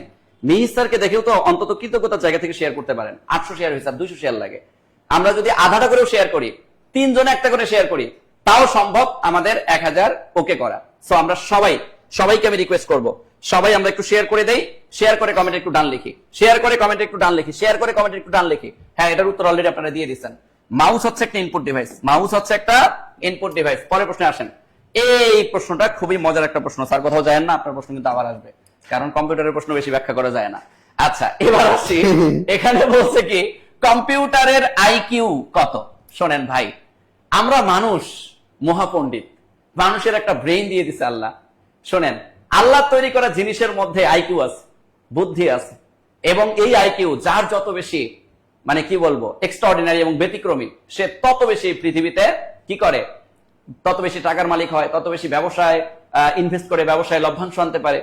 কিন্তু যাদের মাথায় ধরেন আইকিউ কম, বুদ্ধি কম, এরা ব্যবসা দিলেই লস খায়, ব্যবসা দিলেই ধস নামে। তা ব্যাপারটা হচ্ছে, আপনাকে এখানে প্রশ্ন করছে যে কম্পিউটারের আইকিউ কত। কম্পিউটার বেসিক্যালি মানুষের উপর নির্ভরশীল, কম্পিউটারের নিজস্ব কোনো আইকিউ নাই। কম্পিউটারকে আপনি যা দিবেন সে তা সুন্দরভাবে কি করবে, অ্যাসিভ করবে, বা সেটা তার গেদারে রাখবে, এবং তাকে যখন জিজ্ঞেস করা হবে যে এটা কি, তখন সেটা সে উত্তর যদি তার ওই জমানো জায়গার মধ্যে থাকে সে উত্তরটা দিয়ে দিবে। তার মানে আমরা বলতেই পারি যে কম্পিউটারের আইকিউ কত? কম্পিউটারের আইকিউ হচ্ছে মিস্টার জিরো। মানুষের আইকিউ আছে কিন্তু কম্পিউটারের আইকিউ নাই, এটা আমরা মাথায় রাখবো। আমি মনে হয় কথা বুঝাতে পারছি। সো আমার কলিজার ভাই কলিজার বোনেরা, শেয়ার করতে হবে, মেনশন করতে হবে। স্যার আবার আপনার প্রশ্ন চলে আসছে, কিছু করার নাই, আবার আপনার প্রশ্ন চলে আসছে। এই যে স্যারের বইটা দেখেন, এই যে কিউট বই, এই কিউট বইটা কিন্তু আজকে সর্বোচ্চ মেনশনকারী পাচ্ছেন। এই কিউট বই একদম আপডেট ছাপানো হয়েছে, মাত্র গতকালকে ছাপানো হয়েছে। আর পাশাপাশি এই যে মিস্টার এরকম একটা মোটা বই সর্বোচ্চ শেয়ারকারী পাচ্ছেন, আর 1200 টাকা প্রাইস মানি তো থাকছে মেনশনকারী শেয়ারকারীর মধ্যে। সো ঝটপট শেয়ার করবেন, ঝটপট মেনশন করবেন। এখানে একটা প্রশ্ন আছে জিডিপি, ঠিক আছে, এগুলো বেসিকটা জানা লাগবে। এই জন্য মির স্যার, আমি যে ক্লাস বাইরে, আমি কিন্তু এমসিকিউ প্রশ্ন এগুলো বাচ্চারা সবাই পারে, উত্তর জানা থাকলেই তো এরকম করে বলতে পারবে যে 2024-25 চূড়ান্ত মাথা পিছু আয় কত, 4টা অপশন আছে, আপনি পারবেনই। বাট বেসিকটা যতদিন না ক্লিয়ার হবে ততদিন চাকরি হবে না ভাইয়া, সত্যি কথা। বর্তমানে প্রশ্ন প্যাটার্ন দেখছেন, মাথা খারাপ হয়ে যায়, ভেতরে তথ্য জানতে হবে। হ্যাঁ, ভিতরে তথ্য জানতে হবে। এখন আসেন জিডিপি, গ্রস ডোমেস্টিক প্রোডাক্ট, একটা দেশের ভিতরে অভ্যন্তরীণ যে উৎপাদনটা, এটা হচ্ছে জিডিপি। তো আমাদের জিডিপির এই হিসাবটা প্রকাশ করে দেখেন, গতবার বিসিএস আসছে BBS, Bangladesh bureau of statistics, Bangladesh bureau of statistic. এই যে বিবিএস, বাংলাদেশ পরিসংখ্যান ব্যুরো, এটা যে প্রকাশ করে, এটা পরীক্ষা আসছে। কঠিন, কিন্তু তাও অনেকেই পারে নাই। যখন অর্থ মন্ত্রণালয় দিয়েছে, ভাই যখন আপনি পড়েন, ক্লাসগুলো করেন, তখন কিন্তু বিষয়গুলো অনেক সহজ, কিন্তু ক্লাস না করলে পরীক্ষার হলে অনেক স্টুডেন্ট আমাকে বলে যে স্যার আমি তো পরীক্ষার হলে গেলে প্রচুর কনফিউশনে পড়ি। কেন স্যার? আমি বললাম আপনি জীবনে খুব কম ক্লাস করছেন, জবের জন্য, একটা কোচিং এ। এই জন্য আমাকে ম্যাক্সিমাম ছেলেমেয়েরা, আমি তো ভিডিও দিই, শর্ট ভিডিও বিভিন্ন বিষয়ের পর, তো আমাকে বলে স্যার আপনার ভিডিওটা দেখলাম, স্যার আমি কিভাবে বিসিএস ক্যাডার হবো, স্যার আমাকে একটা প্ল্যান দেন, পরিকল্পনা দেন, আমার সম্পর্কে আমাকে গাইডলাইন দেন। ভাই ওখানে বিসিএস এত বড় একটা ব্যাপার, এক লাইনে আপনি কি গাইডলাইন দিবেন? তখন আমি বলি আপনি যদি বেসিক একবারে খারাপ হয়, তাহলে আপনি একটা কোচিং সেন্টারে ভর্তি হয়ে ওনাদের কোর্স প্ল্যানে ধরেন 120টা ক্লাস আছে, 110টা ক্লাস আছে, ও আপনার কিচ্ছু করা লাগবে না, খালি ওনারা যতটুকু সিলেবাসে আপনাকে ক্লাসে পড়াবে ওইটা বই থেকে মিলাইয়া পড়বেন। দেখেন আপনি 6 মাস চেষ্টা করেন, আপনার সিলেবাস আস্তে আস্তে কভার হবে। সহজ বুদ্ধি, আমার কাছে এটাই মনে হয়, এর থেকে মনে হয় না। এখন আসেন এটা বেসিকটা জানেন, জিডিপি, গ্রোস ডোমেস্টিক প্রোডাক্ট। তো বাংলাদেশের বর্তমান জিডিপির যে ভিত্তি বছর, হ্যাঁ এটা পরীক্ষা আপনার আসে, ভিত্তি বছর হচ্ছে বর্তমানে চালু আছে 2015-16। তো 2015-16 ভিত্তি বছর, আর নতুন ভিত্তি বছর হবে 2025-26 হবে। হ্যাঁ এটা এখনো করেনি, সামনে থেকে করবে, বাস্তবায়ন করবে সরকার, এটা করেনি। এখন চলমান আছে 2015 ভিত্তি বছর বাস্তবায়ন আছে। এই ভিত্তি বছর অনুযায়ী বাংলাদেশের অর্থনীতির খাত আছে 19টি। হ্যাঁ খাত আছে 19টি খাতের মধ্যে প্রধান খাত হচ্ছে 3টি। প্রধান খাত হচ্ছে 3টি, কৃষি মানে সেবা, শিল্প, কৃষি, সেবা, শিল্প, কৃষি।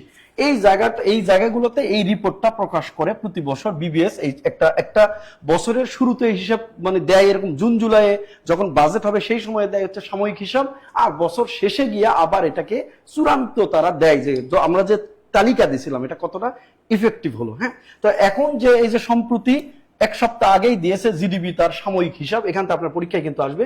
সাময়িক হিসাব অনুযায়ী বাংলাদেশের বর্তমান মাথাপিছু আয় কত?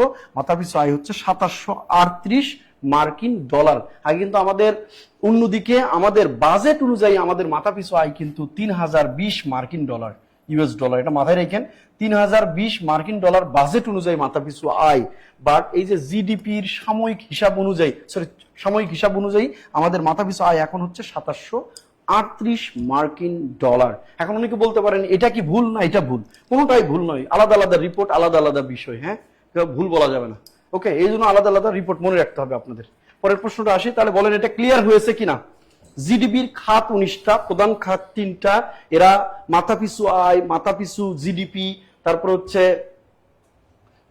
মাথাপিছু আয় মানে যেটা যে জিএনআই বলে, gross national income, GDP, gross domestic product, তারপর হচ্ছে মোট দেশের মোট জিডিপির পরিমাণ কত, মাথাপিছু আয় তো বললাম এগুলো, তারপর হচ্ছে ওই মুদ্রাস্ফীতি মানে ইনফ্লেশন রেট কত, এরপর হচ্ছে প্রবৃদ্ধির হার কত, এগুলো দেয় হচ্ছে এই রিপোর্টে। হ্যাঁ দেশের। তো আপনি এখান থেকে একটা প্রশ্ন আসে, আমাদের এখানে যে সুন্দর করে দেওয়া আছে জিডিপির হিসাবটা, আপনি এই বইটা তো ফ্রি পাচ্ছেন, আপনারা যারা কমেন্ট করবেন সর্বোচ্চ মেনশন, আর বাজারের সকল লাইব্রেরিতে কিন্তু থাকতেছে, যে কোনো লাইব্রেরি থেকে নিতে পারবেন স্যারের বই।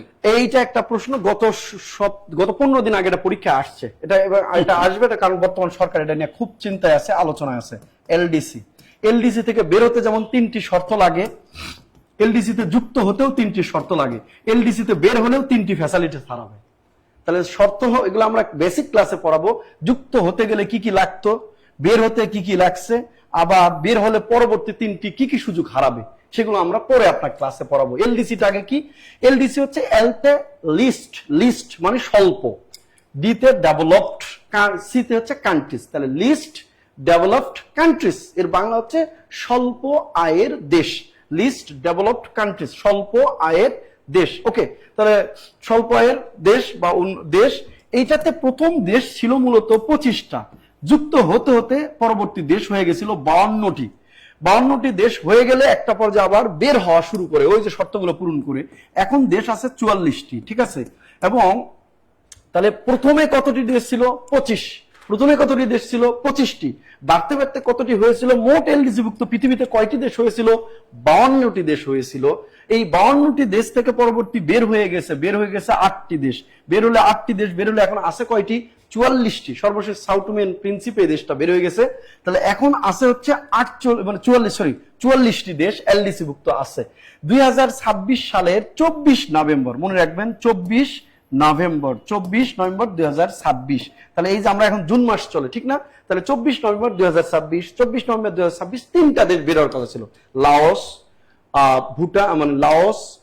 ভুটান আর বাংলাদেশ। তাহলে এখানে বাংলাদেশটা মেইন ধরেন 24 নভেম্বর 2026 বের হচ্ছে, কিন্তু 24 নভেম্বর 2026 বাংলাদেশ বের হলে বাংলাদেশ 3টা ফ্যাসিলিটিস হারাবে। এক, আমাদের যে জিএসপি সুবিধাটা আছে, জেনারেলাইজ সিস্টেম অফ প্রিফারেন্সেস এর বাংলা হলো বিশেষ শুল্কমুক্ত সুবিধা। এটা হারাবে। ধরেন বাংলাদেশ এখন 2.5 টাকা দেয় সুদ, এই এলডিসি থেকে বের হয়ে গেলে এই সুদটা দিতে হবে 15%, মানে 12.5% বেড়ে গেল।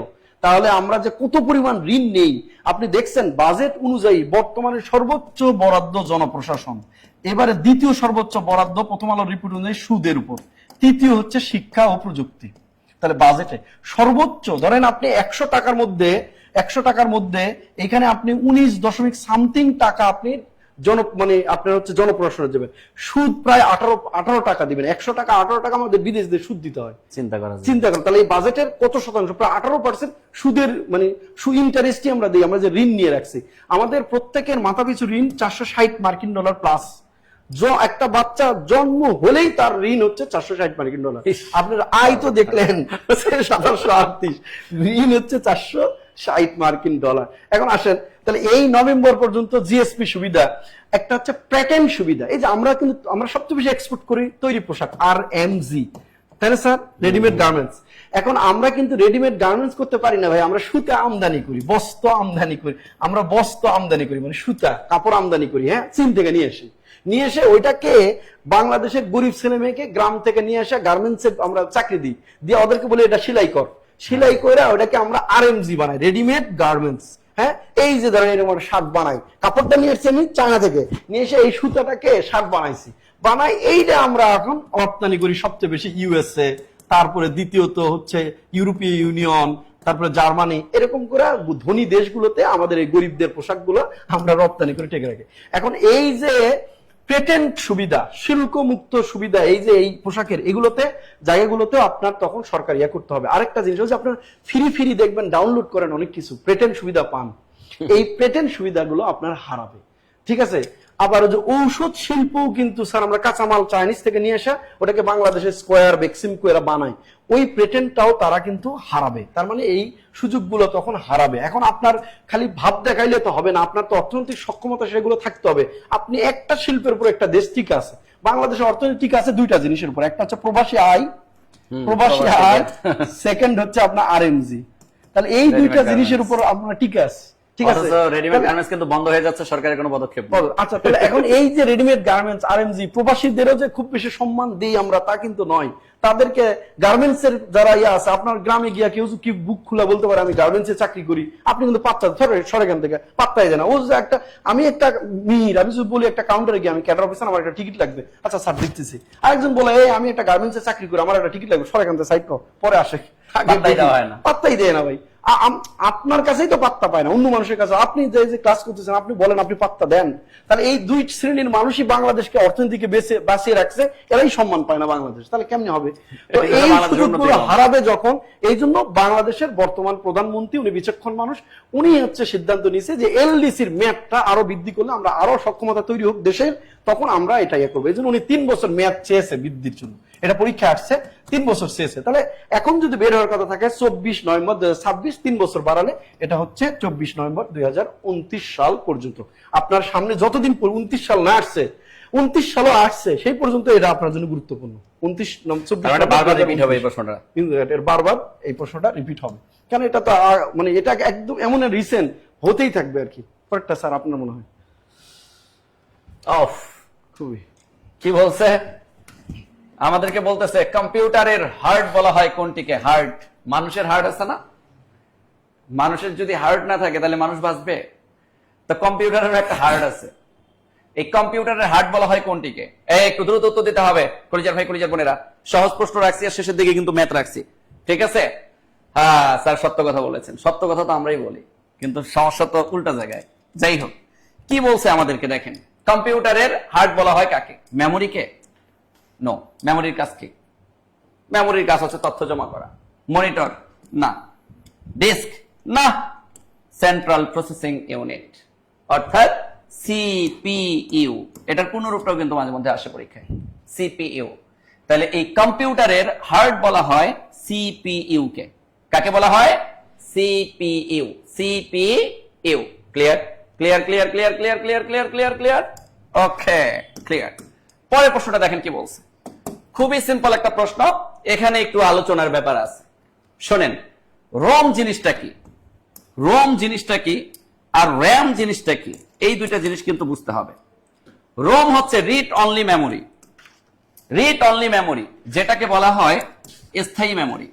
কি মেমোরি? স্থায়ী মেমোরি। কিন্তু যদি আপনি বলেন র্যাম, এটা হচ্ছে র্যান্ডম অ্যাক্সেস মেমোরি।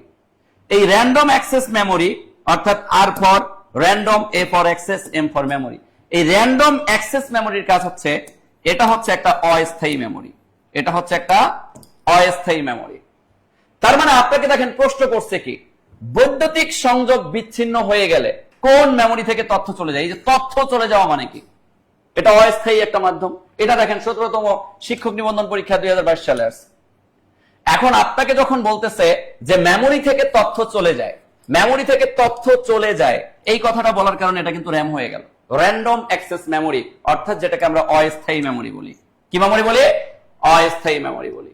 তাহলে আমরা বুঝতে পারলাম র্যাম হচ্ছে র্যান্ডম অ্যাক্সেস মেমোরি, অস্থায়ী মেমোরি। রোম হচ্ছে রিড অনলি মেমোরি, যেটাকে আমরা বলি স্থায়ী মেমোরি। কথা clear? Clear clear clear clear clear clear. এই দুইটা মাথায় রাখবো আমরা। এই দুইটা প্রশ্ন কিন্তু আমাদের জন্য খুবই গুরুত্বপূর্ণ স্যার। এবার কিন্তু আবার মন্ত্রিসভা চলে আসছে। আরে আল্লাহ, আবার চলে আসছে। আমার জিকে এত কেন, শেষ করে দিতে হবে তো, তাড়াতাড়ি শেষ করেন। শেষ করতে হবে। তাহলে। আচ্ছা, এই যে আমরা বাংলাদেশ বর্তমানে নারী মন্ত্রিসভা কতজন? এটা হচ্ছে 3 জন। আমি এখানে একটু বলি, এটা হচ্ছে আপনার 17 ফেব্রুয়ারি মনে হয় না, 17 ফেব্রুয়ারি 2026 সালে আমাদের মন্ত্রিসভা গঠন হয়েছে। আমাদের মন্ত্রিসভার মোট সদস্য হচ্ছে 49 জন।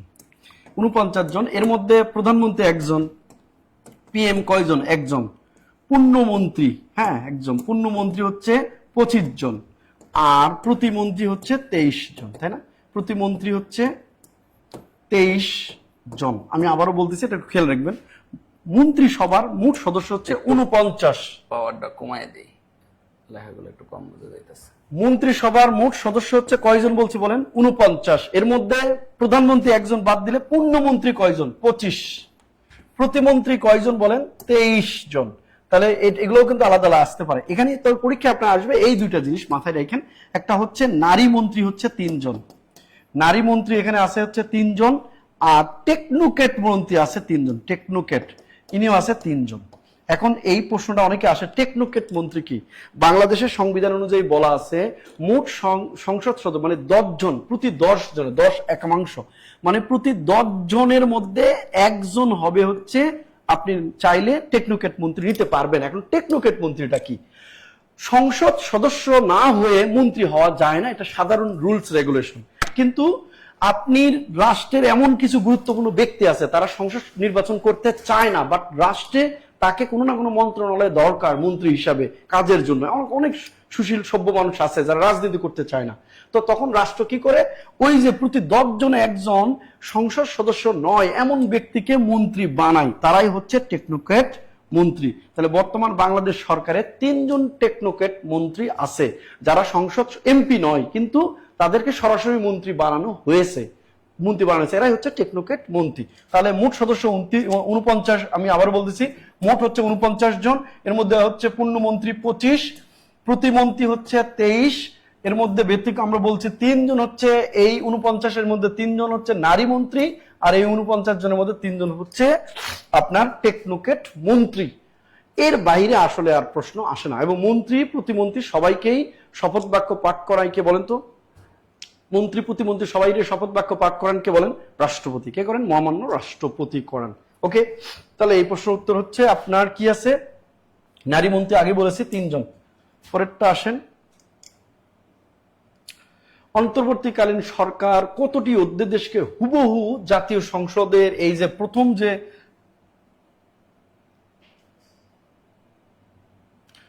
অন্তর্বর্তীকালীন সরকারের কতগুলো অধ্যাদেশকে হুবহু, এই যে বর্তমান ত্রয়োদশ জাতীয় সংসদ যে আছে, এই ত্রয়োদশ জাতীয় সংসদে হুবহু পাশ করা হয়েছে? এই প্রশ্নের উত্তর হচ্ছে 98টি। ঠিক আছে, ব্যাখ্যা দিতেছি না। অধ্যাদেশ তো অধ্যাদেশ বোঝেনি, অধ্যাদেশকে ইংরেজিতে বলে অর্ডিন্যান্স।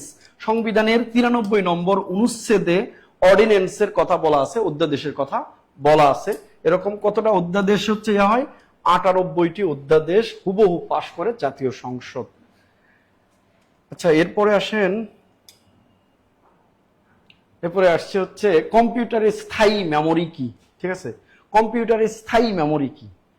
তো কম্পিউটার স্থায়ী মেমোরি আপনারা এখানে জানেনই যে রোম, অর্থাৎ হচ্ছে স্থায়ী মেমোরি হচ্ছে রোম আর অস্থায়ী মেমোরি হচ্ছে র্যাম, তাই না স্যার? আবার চলে আসছে, চলে আসছে, এ তো বুঝেই গেছেন, বুঝাই গেছে। একটু আগে স্থায়ী মেমোরি কি বলেন তো? রিড অল, র্যাম হচ্ছে কি রিড অনলি মেমোরি, আর র্যাম হচ্ছে র্যান্ডম অ্যাক্সেস মেমোরি, যেটা সহজে মুছে যায় না, মানে কম্পিউটার বন্ধ হয়ে গেলেও এটা স্থায়ী থেকে যায়, সেটা হচ্ছে রোম।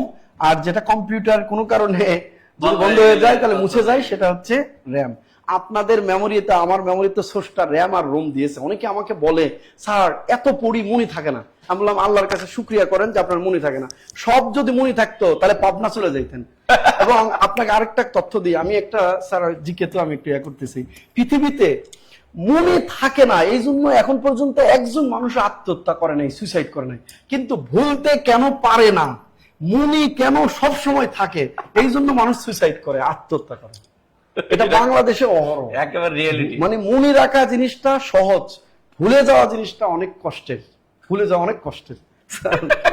ভুলে গেলেই কিন্তু শান্তিতে থাকা যায়। আচ্ছা, পরের প্রশ্নে চলে যাই আমরা। আচ্ছা, খুবই মজার একটা প্রশ্ন, দেখেন এই প্রশ্নটা কিন্তু ম্যাক্সিমাম পরীক্ষায় আসে। আমাকে বলতেছে 1 বাইট, 1 বাইট সমান কত বিট? 1 বাইট সমান কত বিট বলেন? 2, 4, 8, 16। দ্রুত বলতে হবে, দ্রুত দ্রুত দ্রুত দ্রুত। এটার উত্তর কিন্তু আমরা সবাই জানি। এর পাশাপাশি কিন্তু আরো দুইটা জিনিস আমাদেরকে জানতে হবে, যে দুইটা জিনিস আমি এখানে স্লাইডে রেখে দিচ্ছি। এটা যদিও নিবল হবে, এক নিবল, মাথায় রাখবেন। যদি কখনো আপনাকে বলা হয় এক নিবল, এক নিবল, এই এক নিবল সমান সমান হচ্ছে 4 বিট। আর যদি আপনাকে বলা হয় এক ওয়ার্ড, এক ওয়ার্ড, তাইলে এখানে মনে রাখবেন এটা হচ্ছে 16 বিট। আর যদি 1 বাইট বলা হয়, 1 বাইট মানে কি বলেন? 1 বাইট মানে হচ্ছে 8 বিট। তাহলে এই তিনটা তথ্য থেকে প্রচুর পরিমাণে রিপিটেড প্রশ্ন আসে, বারবার রিপিট হয়। তাহলে আবার বলতেছি, 1 বাইট কি হবে? 8 বিট। এক নিবল কত বিট? 4 বিট। এক ওয়ার্ড কত বিট? 16 বিট। তাহলে এই তিনটা তথ্য আমাদেরকে প্রচুর জানতে হবে, মনে রাখতে হবে। এই তিনটা তথ্য থেকে প্রচুর প্রশ্ন আসে, প্রচুর প্রশ্ন আসে। বলেন ক্লিয়ার কিনা? এই clear clear clear clear clear. শোনেন, আজকে কিন্তু সর্বোচ্চ শেয়ারকারী এবং সর্বোচ্চ মেনশনকারী কিন্তু গিফট পেতে যাচ্ছেন। সো গিফট যারা হারাইতে চাচ্ছেন না তারা শেয়ার করেন, মেনশন করেন এখনো। কারণ আমাদের যদিও শেয়ার 1000 ক্রস হয়েছে স্যার, মান রাখছে তারা। স্যার আপনার মনে হয় প্রশ্ন চলে আসছে আবার, ফ্যামিলি কার্ড প্রকল্পটি কোন মন্ত্রণালয়ের অধীনে? এই উত্তর দেন, উত্তর দেন, উত্তর দেন, দ্রুত বলেন। ফ্যামিলি কার্ড, এটা তো অনেক আলোচিত একটা বিষয়। হ্যাঁ, আপনারা যারা মানে ফ্যামিলি কার্ড, এটা কিন্তু আপনার লাগবে, যারা বেকার আছেন, অন্তত বিয়ে করলে এটা কিন্তু পাবেন। হ্যাঁ, বেকার কার্ড। এটা একটা তিনটা প্রশ্ন আসবে। এক, ফ্যামিলি কার্ডটা কোন মন্ত্রণালয়ের অধীন? এক। 2 নম্বর হচ্ছে 2026-27 বাজেটে মূলত ফ্যামিলি কার্ড সুবিধা দিবে সরকার, এটা নিজেই ঘোষণা করছে 41 লাখ নারীকে। ওই কি লিখছি, 41 লাখ নারীকে এই সুবিধা দিবে, পুরুষকে কিন্তু না, নারীকে সুবিধা দিবে। তাহলে আপনি যদি পুরুষ হন তাহলে তো লাভ নাই, বিয়ে করেন, ফ্যামিলি করেন। ফ্যামিলি করলে আপনার ওয়াইফ পাবে 41 লাখ নারী। এবং এই বাজেট অনুযায়ী প্রতি পরিবার বা একজন নারী পাবে 2500 টাকা, 2500 টাকা পাবে একজন ফ্যামিলি এই ফ্যামিলি কার্ডের আওতায়। এবং সরকার এর জন্য বরাদ্দ করে রাখছে এই বাজেটে 14,500 কোটি টাকা। এটা গত শুক্রবার পরীক্ষায় আসছে, 500 কোটি টাকা, যে ফ্যামিলি কার্ডের জন্য এই বাজেটে বরাদ্দ কত? 14,500 কোটি টাকা। ওই যে স্যার কি একটা পরীক্ষা হলো শুক্রবারে? একটা পরীক্ষা গেছে, কি জানি মন্ত্রণালয়, না আমি যেখানে আসছে দিতেছি, এটা হচ্ছে ওই যে ভূমি রেকর্ড এবং জরিপ। হ্যাঁ, ভূমি রেকর্ড জরিপের পরীক্ষা। জরিপ আরেকটা পরীক্ষা হয়েছে হচ্ছে সেখানে, এর পরীক্ষা প্রশ্ন কোন পরীক্ষা যেন এটা আসছে পরীক্ষা, যাই হোক। তো এই 14,500 কোটি টাকা, এই তিনটায় আপনার আসতে পারে, যে ফ্যামিলি কার্ড, অথবা ওই যে একটা প্রশ্ন আসে ফ্যামিলি কার্ড পেয়েছে প্রথম কোন নারী। হ্যাঁ, ওগুলা সিলি প্রশ্ন, বাট এগুলো আসে কোন মন্ত্রণালয়ের দিন, বারবার আসে সমাজ কল্যাণ। আচ্ছা, কত বরাদ্দ, কত নারীকে দেবে এই সুবিধা? 41 লাখ নারী এবছর সরকার পরিকল্পনা নিছে। আর কত টাকা চাঁদার পরিমাণ? 2500 টাকা। বরাদ্দ বাজেটে কত? এটা খুব ইম্পর্টেন্ট, 14,500 কোটি টাকা। ওকে, এর পরেরটা আসেন 14,500 কোটি টাকা। ক্লিয়ার কিনা বলেন? ক্লিয়ার কিনা? একটু কমেন্ট করতে হবে, অনেকে ভিডিও একটু স্লো। কমেন্ট করতে হবে। না ঠিক আছে, ভিডিও ঠিক আছে। আচ্ছা, ওয়াও, আরো প্রশ্ন, একই প্রশ্ন নাকি? না ও, পদ্মা পদ্মা ব্যারেজ খুব ইম্পর্টেন্ট একটা জিনিস, আমাদের এলাকার ব্যারেজ। হ্যাঁ, আপনার এলাকায় না। বাংলাদেশের দক্ষিণাঞ্চল আর কি, এটা পদ্মা ব্যারেজ, এটা হবে পাংশা রাজবাড়িতে। পদ্মা ব্যারেজ হবে পাংশা রাজবাড়ি। হ্যাঁ, এই পদ্মা ব্যারেজ এটা পাংশা রাজবাড়িতে হবে। এর দৈর্ঘ্য আনুমানিক হচ্ছে প্রায় 2.1 কিলোমিটার। এটা পদ্মা ব্যারেজের দৈর্ঘ্য।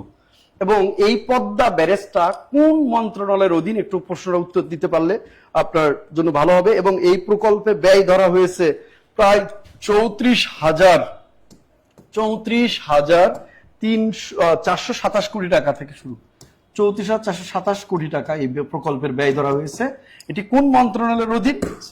সমস্যা নেই। এটা কোন মন্ত্রণালয়ের অধীন? পানি সম্পদ মন্ত্রণালয়ের অধীন হচ্ছে এই পদ্মা ব্যারেজ। তবে আপনার পরীক্ষা এটা আসবে, পদ্মা ব্যারেজ কোথায়, এটা কোথায় হচ্ছে? পাংশা রাজবাড়ি। আর দৈর্ঘ্যটা আসতে পারে 2.1 কিলোমিটার। বরাদ্দ হচ্ছে, ব্যয় হবে 34,427 কোটি টাকা প্রায়। আচ্ছা, এটা হচ্ছে পানি সম্পদ মন্ত্রণালয়ের অধীন। এইগুলোই আসে, আর সম্ভাবনা খুব কম। পরের প্রশ্ন স্যার, মনে হয় না পরেরটা আপনার। পরেরটা আপনার শেষ করতে আমার একটু তাড়াতাড়ি ম্যাথ চলে আসছে, আর বেশি নাই স্যার। ওকে, 21 নাম্বার প্রশ্নটার উত্তর আমরা এবার সবাই দেওয়ার চেষ্টা করবো। এখন আর কম্পিউটারের প্রশ্ন নাই, এবার আমরা ম্যাথ নিয়ে একটু খেলাধুলা করি। দেখি ম্যাথে আমরা কে কতটুকু এক্সপার্ট। একটু দ্রুত উত্তর দিতে হবে আমার কলিজার ভাই, কলিজার বোনেরা। আমাদেরকে বলতেছে 2, 3, 6, 11, 18 dot dot dot dot dot তালিকার পরবর্তী সংখ্যাটি কত? এই পরবর্তী সংখ্যা, এটা কিন্তু খুবই গুরুত্বপূর্ণ একটা মানে মোশন। এই পরবর্তী সংখ্যা থেকে, ধারা থেকে প্রতি বছর একটা করে প্রশ্ন সকল জব পরীক্ষায় কোনো না কোনো ভাবে দিয়ে থাকে। মানে ধারার মধ্যে এই টাইপটা সবচেয়ে বেশি গুরুত্বপূর্ণ। পরবর্তী সংখ্যা কত, পরবর্তী সংখ্যা কত, এটা ওয়ান কাইন্ডস অফ একটা আইকিউ টেস্ট। কেন আইকিউ টেস্ট বললাম? যারা একটু চালাক তারা বুঝে নেয় আসলে এটার উত্তর কি হবে। আপনি নরমালি এই জিনিসটাকে একটু ফিল করার চেষ্টা করেন। আপনাকে কি বলছে? 2 থেকে 3 এটার পার্থক্য কত? 1। 3 থেকে 6 এটার পার্থক্য কত? 3।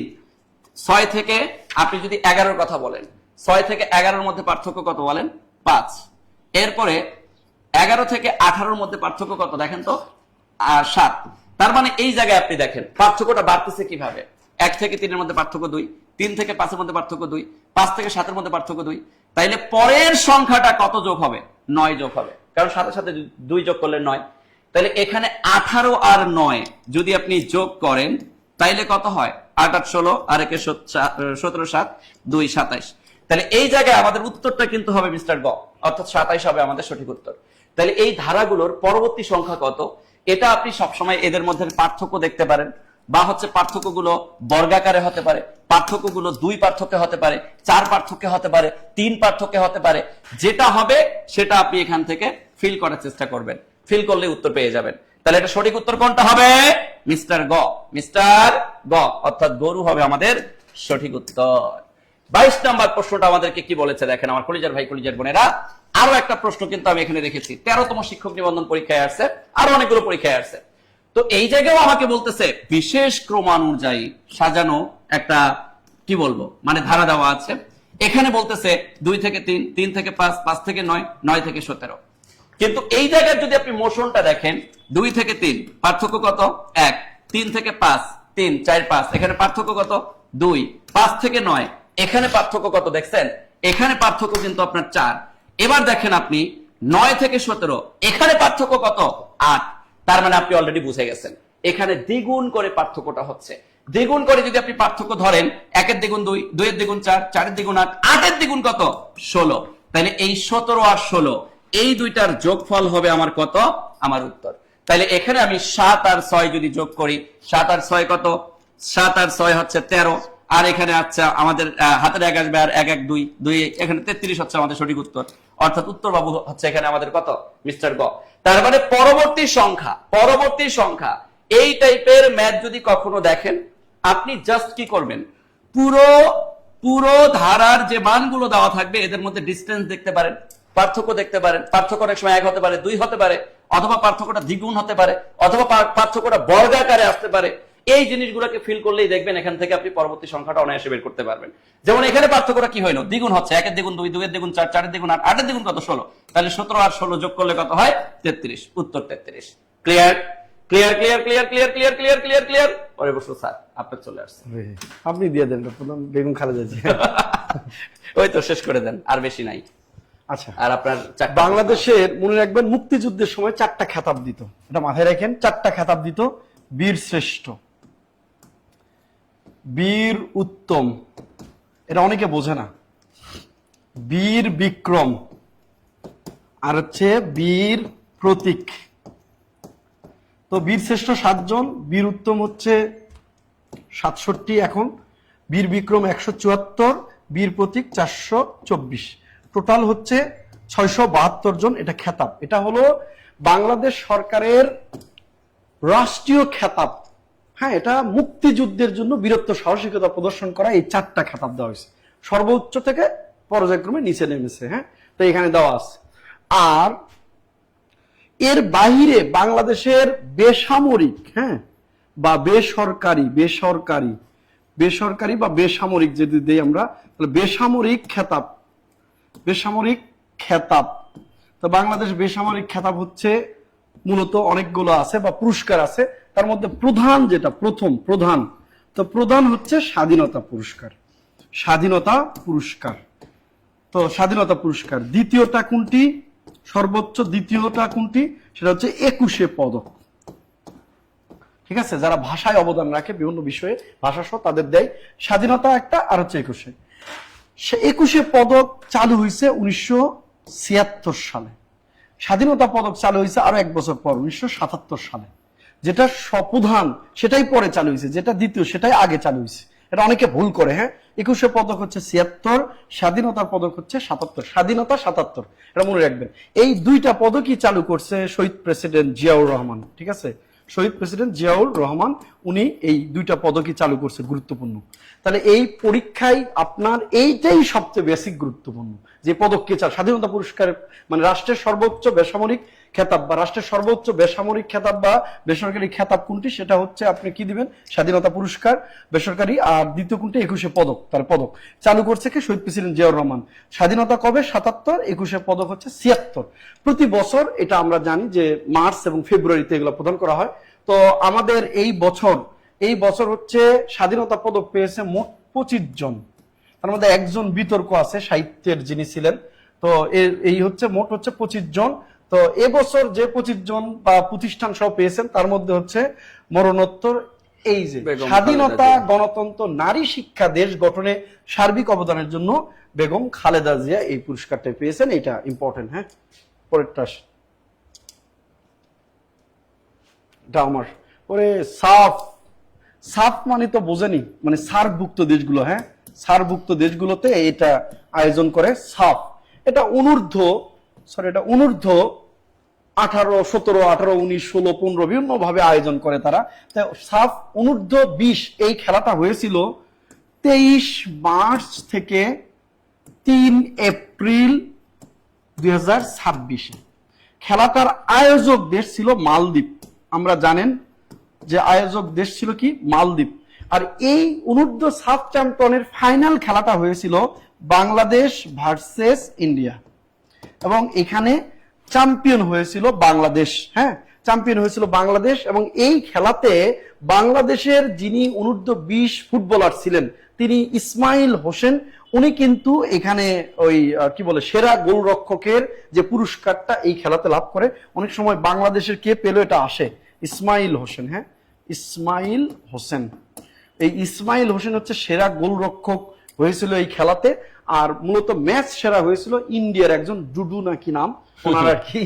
আচ্ছা, তো সাফ চ্যাম্পিয়নশিপ বাংলাদেশ এ পর্যন্ত সাফের অনূর্ধ্ব 20-এ 2বার চ্যাম্পিয়ন হয়েছে। ইম্পর্টেন্ট আমি জানি না, 2024 আর এই 2026, এই 2বার বাংলাদেশ সাফ অনূর্ধ্ব 20-এর চ্যাম্পিয়ন হয়েছে। ওকে, তাহলে এই প্রশ্ন উত্তর হচ্ছে স্যার বাংলাদেশ। আর 2টা প্রশ্ন আছে আপনার, এই 2টাও আপনি একটু সমাধান করেন, তাইলে হচ্ছে আমরা ম্যাথ দিয়ে শেষ করব আর কি। আচ্ছা, এই যে খুবই ইম্পর্টেন্ট একটা প্রশ্ন। সম্প্রতি ডক্টর খলিল রহমান, আচ্ছা তার আগে স্যার আমি একটু ইন্টারাপ্ট করি, শুনেন।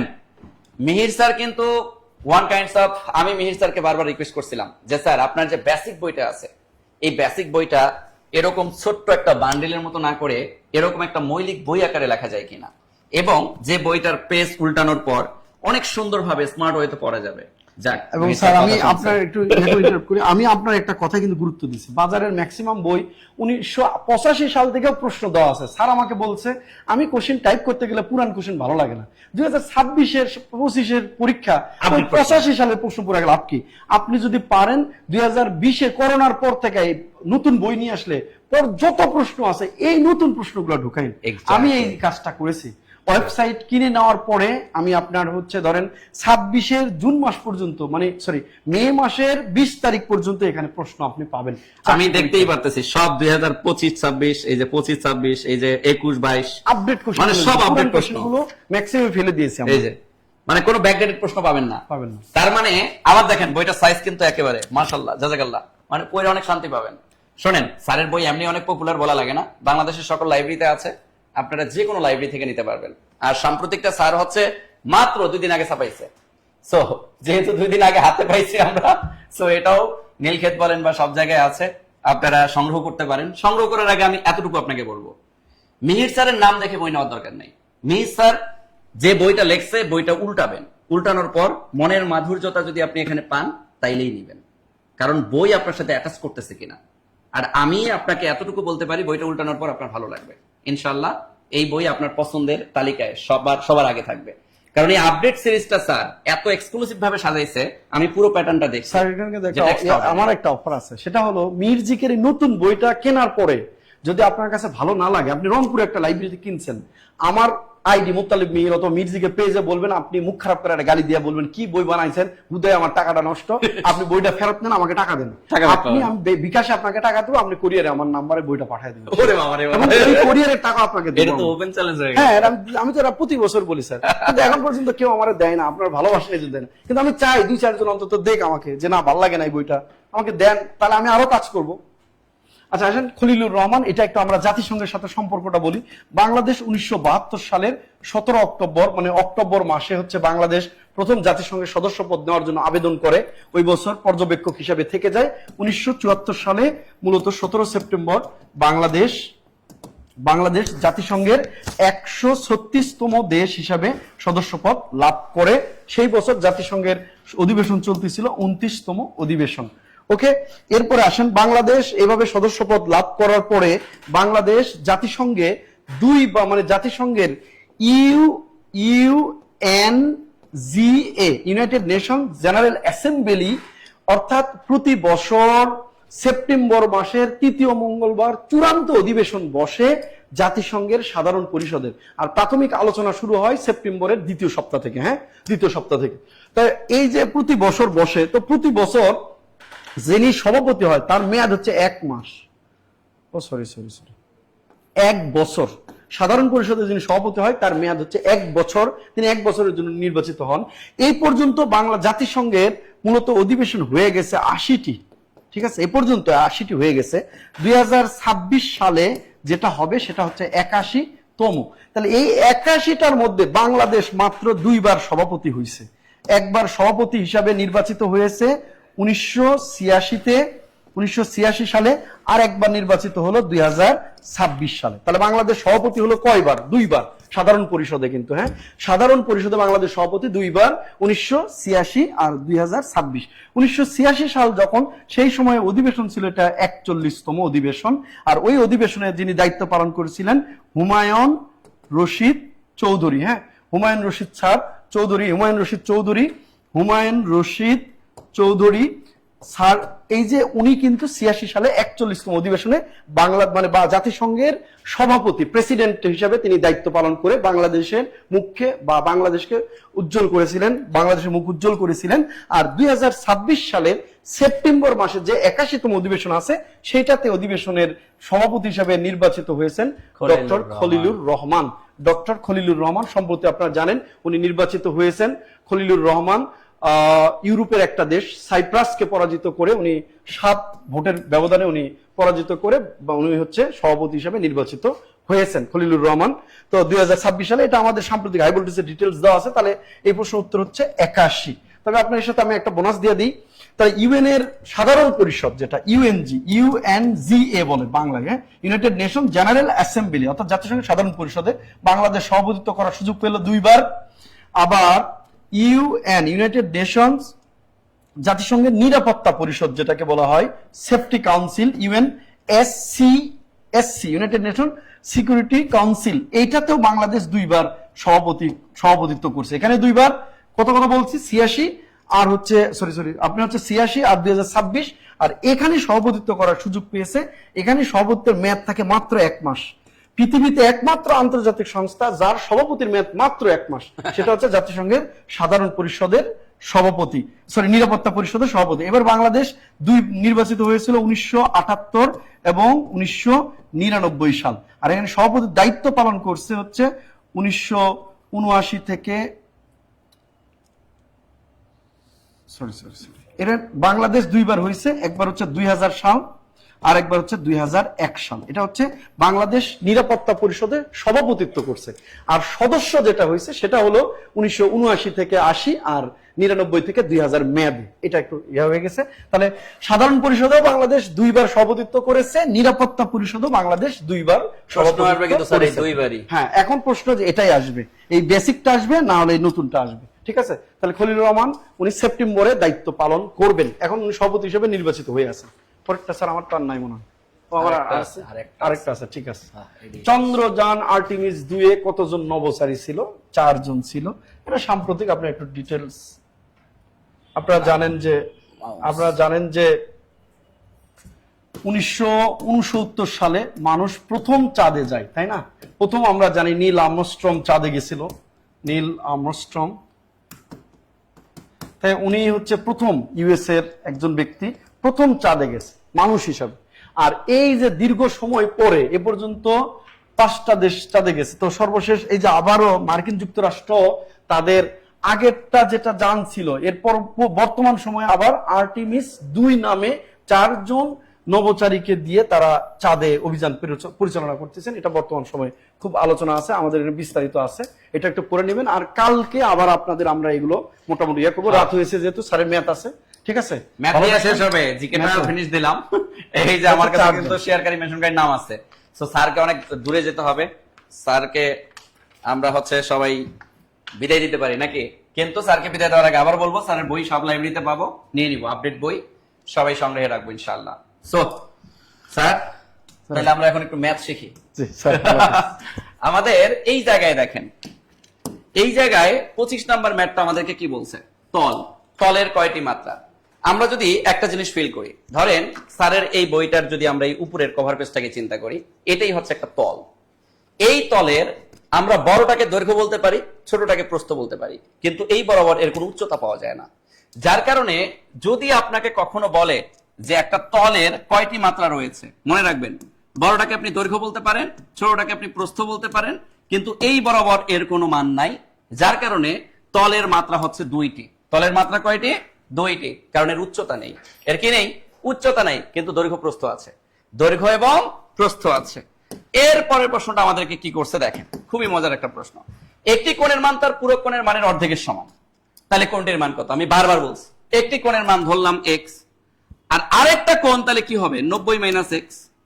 তাহলে প্রশ্ন মতে যদি আমি একটা কোণকে আরেকটা কোণের সমান বলি, তাহলে অর্ধেকের সমান। তাই তো বলছে, এই যে একটি কোণ তার পুরো কোণের মানের অর্ধেকের সমান। এই যে অর্ধেক করলাম, অপর পুরো কোণের অর্ধেক করে x এর সমান করে দিলাম। তাহলে 2 দ্বারা x এ গুণ করলে 2x ইকুয়াল, এখানে আবার কি হলো? 90 - x, 90 - x। তাহলে এই মাইনাস x টার পাশে আসলে 3x ইকুয়াল 90। তাহলে x এর মান হচ্ছে 30। তাহলে কোণটির মান হচ্ছে 30। কোণটির মান কত? 30। তাহলে উত্তর হবে মিস্টার গ। উত্তর হবে কি? মিস্টার গ গ গ গ গ গ গ গরু হবে উত্তর। আর শর্টকাট মেথড হচ্ছে, যদি আপনাকে অর্ধেক বলে, অর্ধেক মানে 2x সাথে একটা x যোগ, এক কথায় যা বলবে, 1/3 যদি বলতো তাহলে 4x ইকুয়াল 90। যদি 1/4 বলতো তাহলে 5x ইকুয়াল 90। অর্থাৎ যা বলে তার থেকে 1 যোগ করে ইকুয়াল 90 দিলে পুরকের মানটা বের হয়ে যায়, বা x এর মানটা বের হয়ে যায়, বা অজানা কোণটার মান বের হয়ে যায়। যদি প্রশ্নটা করতে একটি কোণের মান তার পুরো কোণের 1/4 সমান, তাহলে আপনি কি বলতেন? 5x equal 90। যদি আপনাকে বলতো 1 অষ্টমাংশের সমান, তাহলে আপনি বলতেন 9x = 90। ব্যাস, শর্টকাটে আপনি চাইলে এভাবে বের করে ফেলতে পারবেন। পরের প্রশ্নটা আমাদেরকে কি করছে ভাই, এই দুইটা প্রশ্নের উত্তর অলরেডি দিয়ে দিচ্ছে আমাদের শ্রদ্ধেয় মিহির স্যার। আমাদের লাস্ট 29 নম্বর প্রশ্নটা যদি আমরা একটু দেখি, আমরা জানি যে প্রতিদিন কিন্তু আমাদের 30টা করে প্রশ্ন থাকে, আর মাত্র 2টা প্রশ্ন আছে, একটু ধৈর্য ধরতে হবে। আর এই 2টা প্রশ্নের শেষেই কিন্তু আমরা আমাদের পুরস্কার বা হচ্ছে প্রাইজ মানি গিফটটা দিয়ে দিব আপনাদেরকে। জোয়ার ভাই, আমাদের প্রাইজ মানির যে গিফটটা, এটা রেডি রাখেন, প্রাইজ মানি। আচ্ছা দেখেন, বৃত্তের একই চাপের উপর দণ্ডায়মান কেন্দ্রস্থ কোণ পরিধিস্থ কোণের কত গুণ? মাথায় রাখবেন।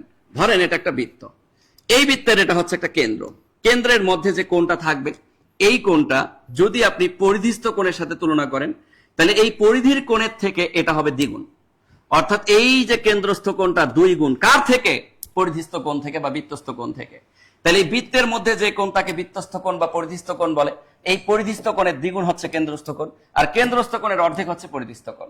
তো আপনাকে বলছে একই চাপের উপর দণ্ডায়মান কেন্দ্রস্থ কোণ পরিধিস্থ কোণের কত গুণ?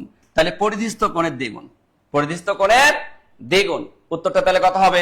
উত্তর হবে মিস্টার গ। বলেন তারপরের প্রশ্নটা কি বলেছে? 30 নম্বর প্রশ্ন কিন্তু আমরা দেখতে দেখতে চলে আসছি। 30 নম্বর প্রশ্ন।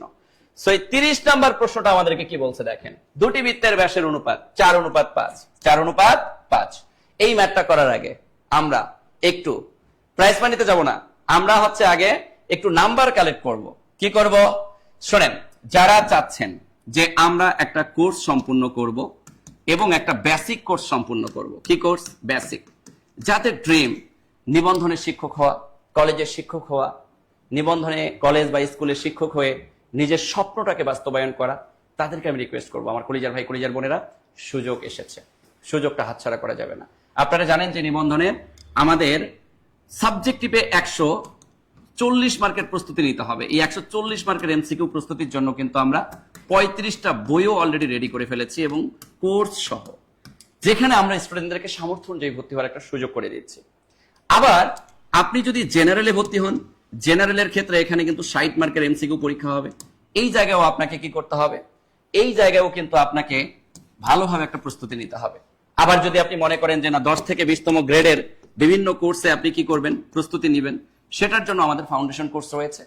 আবার যদি আপনি মনে করেন যে আমি প্রাইমারি অ্যাডভান্স বেসিক কোর্সে যুক্ত হতে চাই, বা আমি হচ্ছে 10 থেকে 20তম গ্রেডের সমাজ সেবা যে কোর্সটা রয়েছে, এই সমাজ সেবার কিন্তু আমরা জানি অলরেডি সার্কুলার দিয়ে দিছে, এখানে কিন্তু একটা হিউজ পরিমাণ পদসংখ্যা। এই জায়গায় আমরা শুধু বইয়ের মূল্যে আপনাকে ভর্তি হওয়ার সুযোগ দিচ্ছি। সো আপনারা যাদের আর্থিক সমস্যা রয়েছে, যদি কেউ চান যে আমি সামর্থ্য অনুযায়ী ভর্তি হতে চাই জব মেডিসিনে, এই সামর্থ্য অনুযায়ী ভর্তি হওয়ার সুযোগ আজকের এই সেশন থেকে আমি সর্বমোট 20 জনকে দিব। এই 20 জন স্টুডেন্ট যাদের আর্থিক সমস্যা রয়েছে, তারা সামর্থ্য অনুযায়ী ভর্তি হওয়ার একটা সুযোগ পাবেন। এই সুযোগটা পাওয়ার জন্য আপনি যে কাজটা করবেন, এম কোড ব্যবহার করে কমেন্টে নাম্বার শেয়ার করবেন, কমেন্টে নাম্বার শেয়ার করবেন। আমি সময় দিলাম 1 মিনিট। এই 1 মিনিট সময়ের মধ্যে যে প্রথম 20 জন নাম্বার শেয়ার করবে, তারাই শুধুমাত্র এই সুযোগটা পাবে। একটু দ্রুত গতিতে আমরা জাস্ট এম কোড ব্যবহার করব, নাম্বার শেয়ার করব, এম কোড ব্যবহার করব, নাম্বার শেয়ার করব। আমি 1 মিনিট সময় দিচ্ছি, এরপরে আমরা এই ম্যাথটা সমাধান করে আমরা হচ্ছে প্রাইজ মানিতে চলে যাব। আমি জাস্ট 1 মিনিট সময় দিচ্ছি। যারা আমাদের পেইড বেসের স্টুডেন্ট, তারা একটু কমেন্ট করবেন যে জব মেডিসিনের পেইড বেসের বেসিক ক্লাসগুলো কেমন হয়। জব মেডিসিন কিন্তু কখনো কোয়ালিটিতে কার্পণ্যতা করে না। আমার কলিজার ভাই কলিজার বোনেরা, একটা জিনিস মাথায় রাখবেন, বাস্তবতা অনেক কঠিন। আমরা কেন কোয়ালিটিতে কার্পণ্য করি না জানেন? আমরা একটা প্রতিষ্ঠিত প্রতিষ্ঠান, কারণ আমাদের অফলাইনে প্রতিটা জেলা বা বিভাগে শাখা রয়েছে। আমাদের প্রতি স্টুডেন্টদের একটা ফেইথ আছে, আস্থা রয়েছে। সব ব্রান্ড টিচার গুলো কিন্তু আজকে জব মেডিসিনে, কারণ জব মেডিসিন কোয়ালিটিতে বিশ্বাসী। আপনি দেখেন 18তম নিবন্ধনে প্রায় 7200 শিক্ষক হয় আমাদের এই জব মেডিসিন থেকে। আজকে যারা শিক্ষক হয়ে গেছেন, তারা কিন্তু পে স্কেল পাওয়ার কারণে তাদের বেতন দ্বিগুণ হয়ে যাচ্ছে। তারা এখন ওয়ান কাইন্ডস অফ, আমরা বলতেই পারি যে ডায়মন্ডের হরিণ পেয়ে গেছে, সোনার হরিণ না। সো আমার কলিজার ভাই কলিজার বোনেরা, বাস্তবতা দিন শেষে অনেক কঠিন, বাস্তব জগৎটা অনেক কঠিন। আপনি যতদিন না পর্যন্ত ব্যর্থ থাকবেন, ততদিন পর্যন্ত এই সামাজিক সাম্যাবস্থা, এই বাংলাদেশের কাছে আপনি একজন আবর্জনা। যেদিন আপনি সফল হবেন, পুরো বাংলাদেশ আপনার পক্ষে, মামা খালু দাদা সবাই আপনাকে কল করবে, সবাই আপনাকে দাওয়াত দিবে, সবাই আপনাকে প্রায়োরিটি দিবে। যে মেয়ের বাবা আপনাকে পাত্তা দিত না, ওই মেয়ের বাবা এসে আপনাকে ধান্দা মারবে তার মেয়েকে বিয়ে দেওয়ার জন্য। যে মেয়েটাকে আপনি পছন্দ করতেন, যে মেয়েটা আপনাকে পাত্তাই দিত না, আপনি একটা ডেজিগনেশন তৈরি করেন, ওই মেয়েও দেখবেন আপনার পাত্তা দেওয়া শুরু করছে। সেম ছেলেদের ক্ষেত্রেও বিপরীত, সেম মেয়েদের ক্ষেত্রেও বিপরীত। একটা মেয়ের যদি ভালো একটা ডেজিগনেশন তৈরি হয়, দেখবেন যে ভালো ছেলের অভাব নেই। ডেজিগনেশন যুক্ত ভালো একটা ছেলের অভাব আপনার হবে না। সো দিন শেষে ব্যক্তিত্বের পরিচয় তৈরি করতে হবে। সো যারা আমরা চাচ্ছি যে আমরা সামর্থ্য অনুযায়ী ভর্তি হওয়ার সুযোগটা লুফে নিব, তারা শুধুমাত্র এম কোড ব্যবহার করে নাম্বার শেয়ার করব। আমি একটু কমেন্ট গুলো পড়তে চাই। শাহানাজ পারভিন এম কোড ব্যবহার করে নাম্বার শেয়ার করেছেন। এমএসটি নুরি জান্নাত এম কোড ব্যবহার করে নাম্বার শেয়ার করেছেন। যারা নাম্বার শেয়ার করতেছেন, আমি একটু আপনাদের নিবন্ধন কোর্সে অ্যাড হতে চাই। হ্যাঁ, নিবন্ধন কোর্সে অ্যাড হতে পারবেন, ভালো হয় স্যার। রামা বিশ্বাস আমাদের কমেন্ট করেছেন। পেইড ব্যাচে যারা আছেন তারা একটু কমেন্ট করবেন। আগে জব আগে করলে জবটা আগেই পেতাম। হ্যাঁ, এক্স্যাক্টলি। যারা আগে থেকে যদি কোর্স করতেন, তাহলে আপনার জবটা কিন্তু নিশ্চিত হয়ে যেত। সো জি, অনেক সুন্দর ক্লাস হয় মাশাআল্লাহ। এই যে আমাদের পেইড ব্যাচের স্টুডেন্টরা কিন্তু রিভিউ দিচ্ছেন অনেক সুন্দর সুন্দর। আসাদুল্লাহ আকন এম কোড ব্যবহার করে নাম্বার শেয়ার করেছেন, আমি দেখতে পাচ্ছি। আসফিয়া আক্তার এম কোড ব্যবহার করে নাম্বার শেয়ার করেছেন, মাশাআল্লাহ, জাযাকাল্লাহ খাইরান। অনেক ভালো, সবাই ভর্তি হতে পারেন, মাশাআল্লাহ।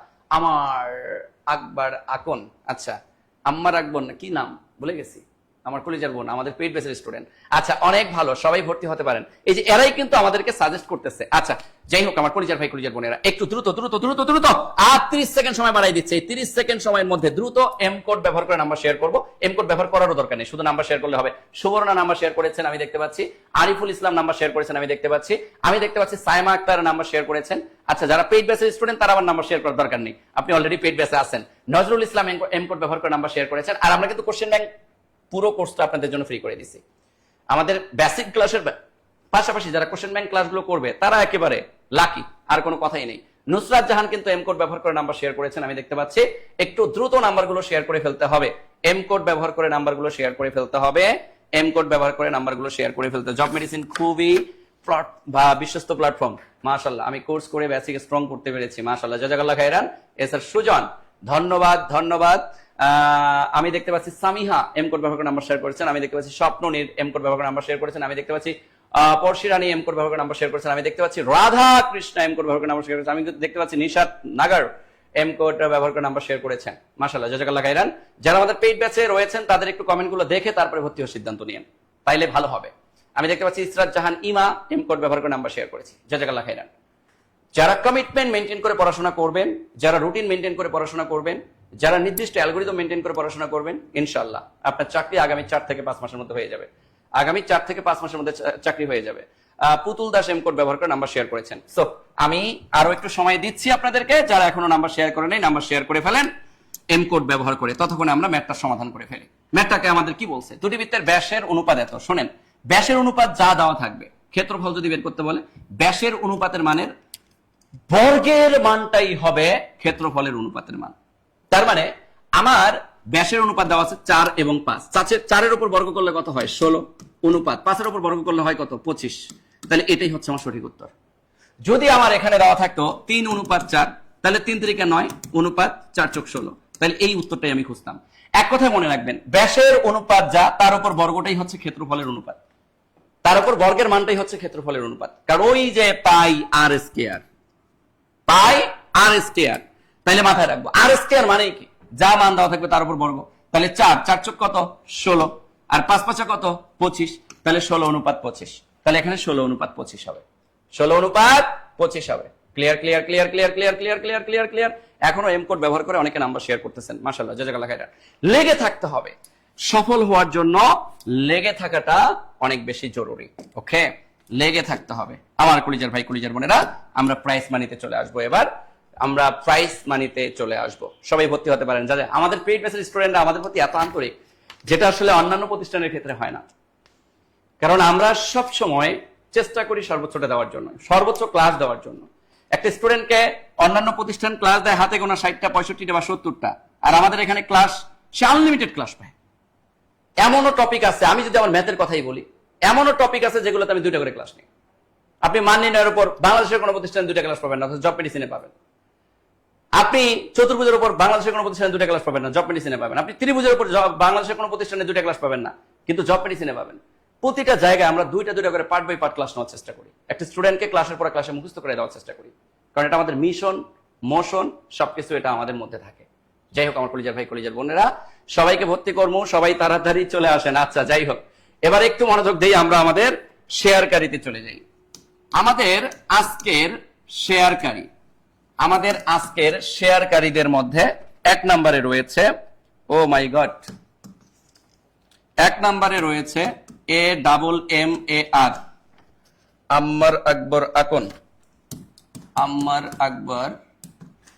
আকন। শোনেন, গতকালকে যারা পুরস্কার পেয়েছেন এদের মধ্যে আমি দেখেছি যে অনেকে শেয়ার মেনশন করেছেন অনেক, কিন্তু আমরা চেষ্টা করি একটু যারা পায় নাই তাদেরকে একটু খুশি করার জন্য। একজনই যদি প্রতিদিন পুরস্কার পায় তাইলে এটার মধ্যে কোনো মাধুর্যতা থাকে না। হ্যাঁ, আপনি 1 সপ্তাহ পর আবার পুরস্কার পাবেন, টেনশন নাই, কিন্তু পর পর আপনি শুধু প্রতিদিন পুরস্কার পাবেন আর বাকি যারা শেয়ার করবে, মেনশন করবে, তাদের সংখ্যা দিকটা একটু কম থাকার কারণে তারা পাবে না, ব্যাপারটা এমন না। আমরা বৈষম্য করব না। তো এই জায়গায় 1 নম্বরে হচ্ছে আমাদের আম্মার আকবর আকন, উনি হচ্ছে আমাদের কিন্তু বই পাবেন, ইনি হচ্ছে আমাদের বই পাবেন, শেয়ারকারীর মধ্যে ইনি হচ্ছে আমাদের বই পাবেন, ঠিক আছে। এরপরে হচ্ছে 2 নম্বরে হচ্ছে আমাদের এমডি নাজমুল হাসান। এই এমডি নাজমুল হাসান এর আগে মনে হয় পাইছিল, কিন্তু পাইছিল তো, দিয়েছেন কেন? সর্বোচ্চ শেয়ার করছে। আচ্ছা, নাজমুল হোসেন ভাই যান, আপনার জন্য প্রাইজ মানি রাখলাম, ওনাকে টাকা দিয়ে দেন, আপনি টাকা পাবেন। নাজমুল হাসান ভাই, আপনি এর আগে বই পাইছেন, আজকে টাকা দিচ্ছি, যান দেন, আপনার নাম্বার দিয়ে দেন, বিকাশ নাম্বার দিয়ে দেন। আর আম্মার আকবর আকন, আপনি হচ্ছে বই পাবেন, তাও আবার কি এই যে এরকম মোটা বইটা, মিহির স্যারের এই বইটা আপনার কাছে কুরিয়ারে চলে যাবে, আপনি নাম নাম্বার ঠিকানা দিলেই হয়ে যাবে। আর এখানে হচ্ছে নাজমুল হাসান, আপনি টাকা পাবেন। এরপর আসি মেনশনকারীর মধ্যে চলে আসি। এটা গেল শেয়ারকারী, একটু দ্রুত নাম্বার দিতে হবে, নাজমুল ভাই নাম্বার দিতে হবে। মেনশনকারীর মধ্যে মানে এসপি ক্রিয়েশন নামে একটা আইডি, সে হচ্ছে অনেক মেনশন করছেন, কিন্তু উনি গিফট পাইছেন বিগত 2 দিন, এই জন্য তাকে আর দেওয়া হচ্ছে না। ওপেন বললাম, লাইভে বলে দিলাম কেন, কারণ বারবার যদি একই ব্যক্তি গিফট পায় তাহলে বাকিরা আসলে কি করছে, বাকিরাও তো চেষ্টা করতেছে। তো এখানে ব্যাপারটা আমরা এইভাবেই মেনটেন করতেছি। তো এখানে মেনশনকারীর মধ্যে রয়েছে তাহমিনা আক্তার তানিয়া,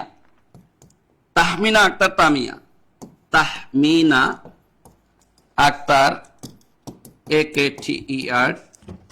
তানিয়া, এ হচ্ছে আমাদের টাকা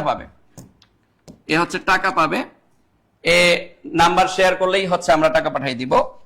আর আরেকজন হচ্ছে মিশকাতুল মিম, বই পাবেন, মিশকাতুল মিম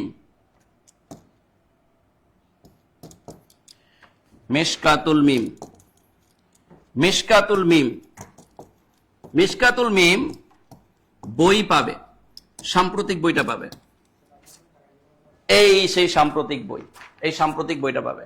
হ্যাঁ, নাজমুল হাসান নাম্বার দিছে 01729747588।